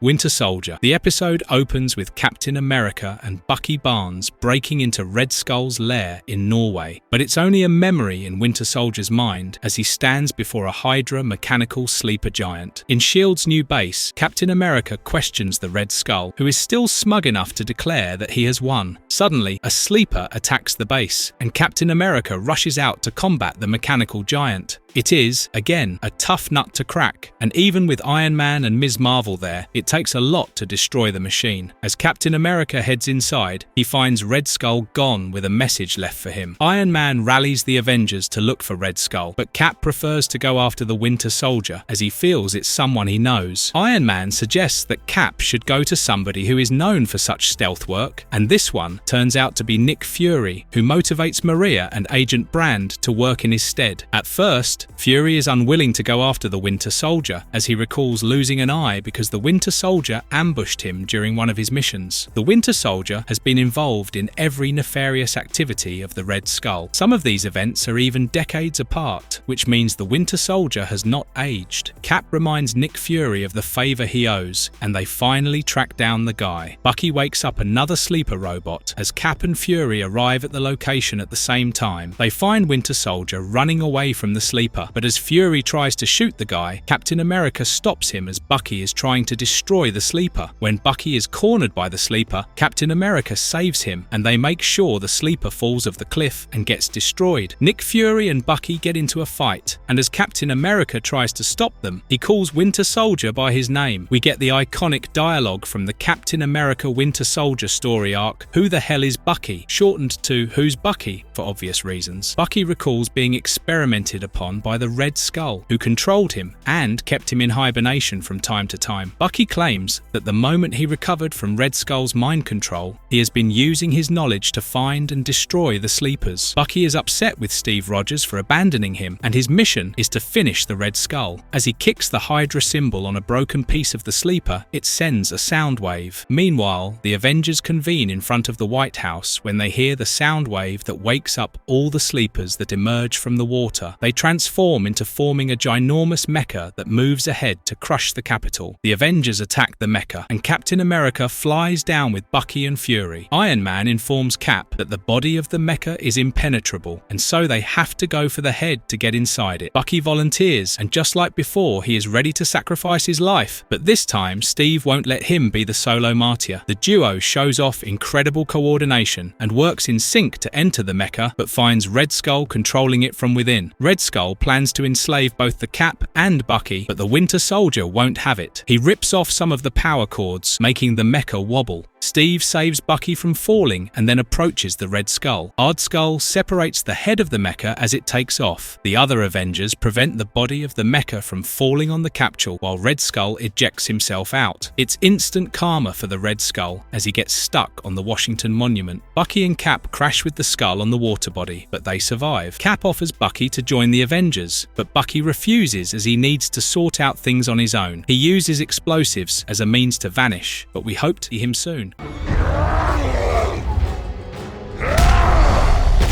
The Deadliest Man Alive. Have you forgotten about Bruce Banner, aka Hulk? The Avengers seem to have not, although it didn't feel like it in the past few episodes. Captain America and Iron Man arrive at the Hulkbuster base with the President's notice to release Bruce Banner, who is unjustly imprisoned in a cube. Despite General Ross's protests, Cap and Iron Man release him, and as the Gamma powers are down, something triggers latent anger in Bruce, and he transforms into the Hulk. Cap and Iron Man return to the mansion and give everyone an update. Together, they decide to capture the Hulk, but if needed, they are ready to take him down. Once they find Hulk, Captain America tries to talk it out with him, but Hulk remembers the Skrull Cap betraying him. Although Banner speaks out to Hulk, they cannot control their anger, and even with all the Avengers in the scene, it becomes rather challenging to subdue him. The Red Hulk suddenly appears out of the blue and defeats the original one, who is again taken back by General Ross. Red Hulk offers to join the Avengers now that he is out of Del Rusk's programming. He even does a lot of saving and other altruistic missions to prove himself. Cap doesn't buy the act and feels something is amiss,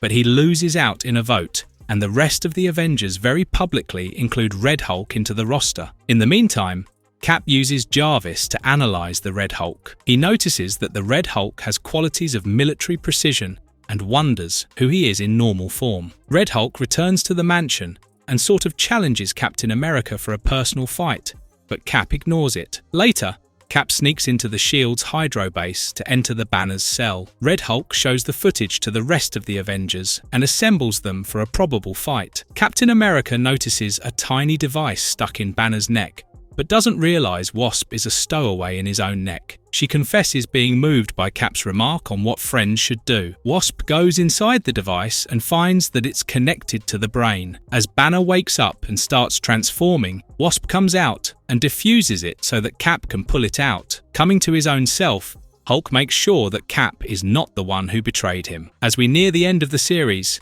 it's high time the Avengers are all accounted for, and this episode sort of completes that. Do you know how the Avengers came to be? Well, they happened because Daredevil issue number 1 was late for publication. The delay made Stan Lee think of creating a comic that would use DC's Justice League-like strategy to team up all the Marvel characters. This won't require telling major origin stories and can be released on time. Stan Lee and Jack Kirby manifested the idea rather quickly and decided to make Loki the first supervillain the Avengers fight. So, in a most unlikely event, Red Hulk arrives at the base with the other Avengers, and the two Hulks get into a fight. Captain America explains everything to the rest, while Red Hulk tries using a remote to trigger Green Hulk. As both the Hulks go outside while fighting, Red Hulk drops the remote, and Captain America understands that he is the one making Banner mad. The overconfident Red Hulk teaches Hulk about military discipline when the Avengers surround him. They side with the original Hulk,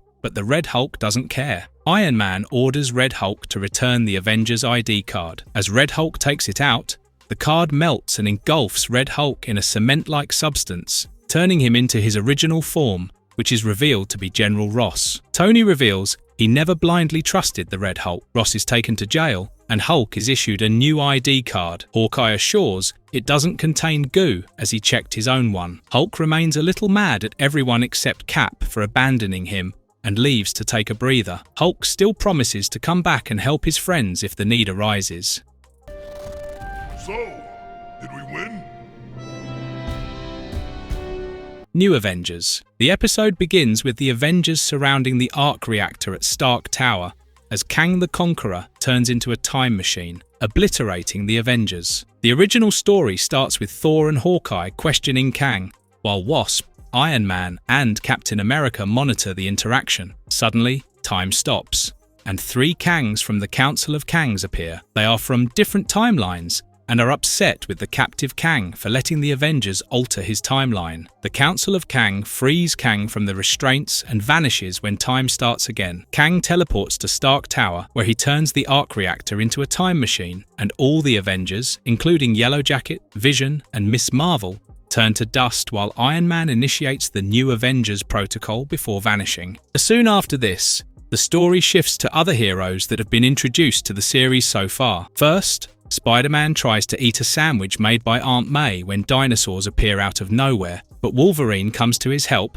and makes the dinosaurs meet their end again. Iron Fist and Luke Cage combat a group of ninjas, but Luke still wants to bill the Avengers for the free bashing. A police officer seeking assistance is named after Brian Michael Bendis, who is credited for writing the New Avengers. War Machine battles it out with a spider bot and is ultimately rescued by the Thing, who claims that the other three of the Fantastic Four are on diplomatic missions in other dimensions. All of them wonders where the Avengers are when they suddenly receives Tony's holographic message. It informs them about the Avengers being dead, and now it rests upon the New Avengers to stop Kang and protect the civilians. The New Avengers meet in front of the Stark Tower, and thanks to Jarvis, they realise that Kang is trying to bring in a citadel from the 40th century. The time interference caused by the event brings foes from different eras that the New Avengers had to combat. Spider-Man is given the leadership position, but the team lacks unity. The members ignore Spider-Man as they directly attack Kang but get easily beaten up. All of them are thrown out of the building, except for Spidey, who escapes with Wolverine before he can again attack the Time Traveler. However,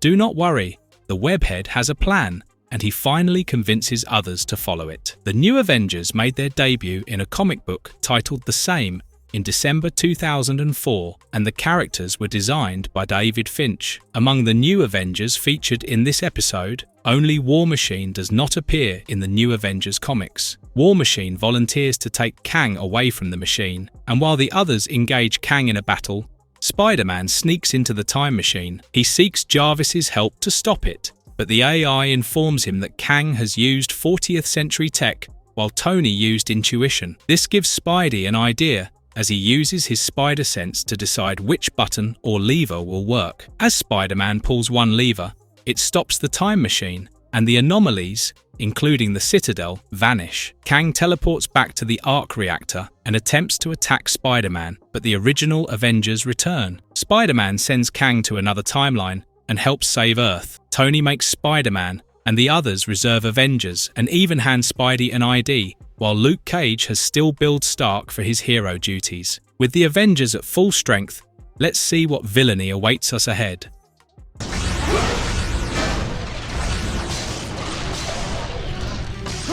Operation Galactic Storm. The final arc begins in space as SWORD captures a Kree ship called Falcon 1, commanded by Peter Corbeau, and notices a wormhole activity near the sun. They spot two Kree ships approaching them for the attack, while smaller Kree ships also appear near the sun. Agent Brand informs the Avengers of the incident, and they discuss the issue with Captain Marvel. The Avengers ask why Kree warships have made a formation near the sun. Marvel tells them it's to open a wormhole near Earth, which is placed in a perfect strategic location as per time-space. Thor confirms the theory, while Marvel informs that wormholes can rip apart the sun, causing the destruction of the entire solar system. The Avengers realize the event could confirm the apocalyptic world shown by Kang. Marvel claims he can help modify the Quinjet to enable it to make a subspace jump and stop the Kree ships from opening a wormhole. Christopher L. Yost changed Captain Marvel's appearance to create a renewed interest on the character, which includes elements from the Ultimate version, like his human name and rank. As the Avengers prepare before takeoff, several cloaked Kree soldiers attack them. Vision's infrared vision helps him detect, and the Avengers fight several until Yellowjacket asks the Avengers to leave. After the Quinjet makes the subspace jump, they separate into two groups. Iron Man, Thor, Vision, Ms. Marvel, and Captain Marvel attack the Kree warships, while the rest board the Falcon 1 and find an injured Corbeau. He informs that the Kree teleported, and some are still there. Back on Earth, Yellowjacket and Agent Brand fight off the Kree stealth ops, but they still obtain Ronan's universal weapon and take it to Ronan. Meanwhile in space, Iron Man and Captain Marvel finds a way to break the Kree warship's force shield. The other team battles it out with a Kree sentry. Black Panther finally teleports the Kree sentry in front of the sun, and it gets melted. The episode is titled after the crossover comic, which was released in 1992 under the same name. On Earth, agents inform Brand of an explosive set by the Kree on the Hydra base. Brand calls Hank for help, and he reluctantly agrees. As he leaves mid-combat, the Kree soldiers free Ronan. Hank informs Brand that it's impossible to defuse the bomb and teases her before sending it into the microverse. Although Hank has turned crazy, we love his new side. Coming back to space, a warship captain gloats that they have already won as the generator ships have already activated, and soon the wormhole will open. Since the Kree generator ships are inside the wormhole, they cannot be destroyed without entering the wormhole. Cap decides to enter the wormhole, and Hawkeye claims to have finished all 5 ships in one shot. Iron Man suggests the Falcon 1's tractor beam to slow down the Quinjet. While everyone volunteers to accompany Hawkeye on the mission, Black Panther is ready to sacrifice his life to pilot the Falcon 1 and manually fire the tractor beam. Captain America refuses to let Black Panther behind, but Iron Man reminds him that this could be the moment Kang has been talking about. Cap agrees and takes the Quinjet to the wormhole with everyone else on board, while the Falcon 1 gets dissolved in the sun. Hawkeye's shots closes the wormhole, but as the Quinjet comes out of it, they face the entire Kree armada in Kree space. Wanting, foul creature, have at thee! Live Kree or die. The Quinjet somehow escapes and gets destroyed by the Kree armada, heading towards the Kree planet Hala. However, it gets torn apart into 2 before crashing onto the planet. Iron Man, Vision, Hawkeye and Thor crash into a water body and encounter an alien creature. The others fall inside the city and emerge from the wreckage, only for Mar-Vell to point out it's the secure zone. Well, not so secure for the aliens as they get surrounded by Kree sentries and soldiers. The Avengers and Mar-Vell are defeated by the Kree, and Captain America wakes up to find themselves captive and standing in front of Kree Supreme Intelligence. Mar-Vell explains it's Supremore, an AI made of Kree's best minds. Mar-Vell tries to make a good case for the Avengers by pointing out their genetic abilities, which, in short, means that they can easily become superheroes. The Supremore agrees, bringing up various instances where they defeated the Kree. This doesn't look good for the Avengers,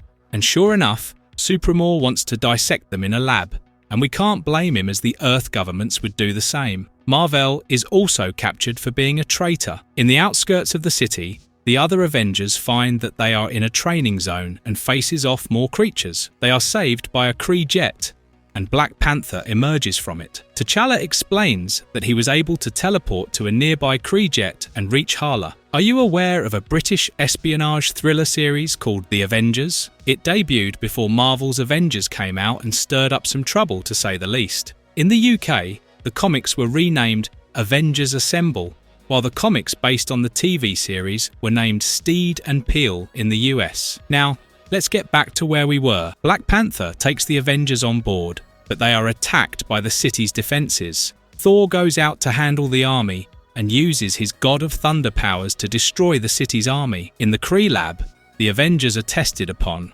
causing them great pain, but Captain America gets free of the restraints and helps the others. Iron Man's team also arrives to overthrow the Kree scientists and guards. They meet up with Mar-Vell, who is being interrogated by the Supreme Intelligence. The Avengers use all their might to fight the Supreme Intelligence, but it's difficult to destroy it. Thor enters the premises and breaks the glass shield protecting it, and the combined attack of the Avengers weakens it. Vision temporarily shuts down the Supreme Intelligence, but Captain Mar-Vell informs that once it reboots and reconnects with the Kree, it will send the army to invade Earth. Ultimately, Captain Mar-Vell shoots down the Supreme Intelligence and informs that this will lead to the fall of the Kree Empire and its military, and will lead to utter chaos. Captain America encourages Mar-Vell to be the Empire's leader, and Mar-Vell decides to teach them humanity. The Avengers finally make it back to Earth space with a positive feeling that they are making a difference.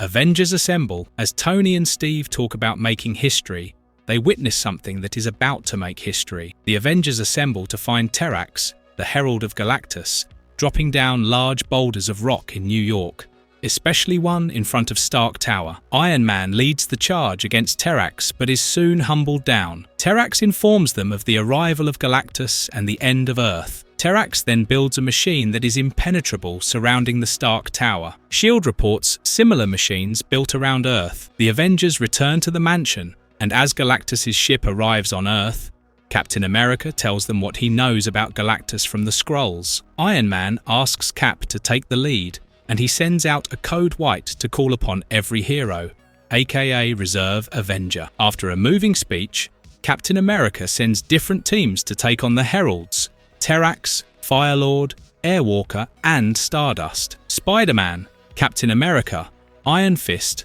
Quake, and War Machine try to take on Terrax, while Thor, Vision, Luke Cage, Falcon, and Black Widow combat Airwalker. As they engage in a fight, Vision is quick to realize that the Heralds are not living beings, but energy constructs made by Galactus. This deviates from the comic books, as Galactus is known to give power cosmic to his Heralds. Airwalker and Firelord are Xandarians and were members of the Nova Corp, whereas Terrax is a burgeon tyrant and Stardust is an ethereal without water-based powers. In this episode, the Heralds represent the four elements. Wasp, the Human Torch, Thing, and Wolverine fight Stardust and burn her out, while Hawkeye blows up the machine. Hulk, Ant-Man, Black Panther, and the Invisible Girl take on Firelord, who dissipates in the air, and Winter Soldier destroys the machine. The other two teams also succeed in getting rid of the Heralds and blowing up Galactus's machines. Meanwhile, Mr. Fantastic,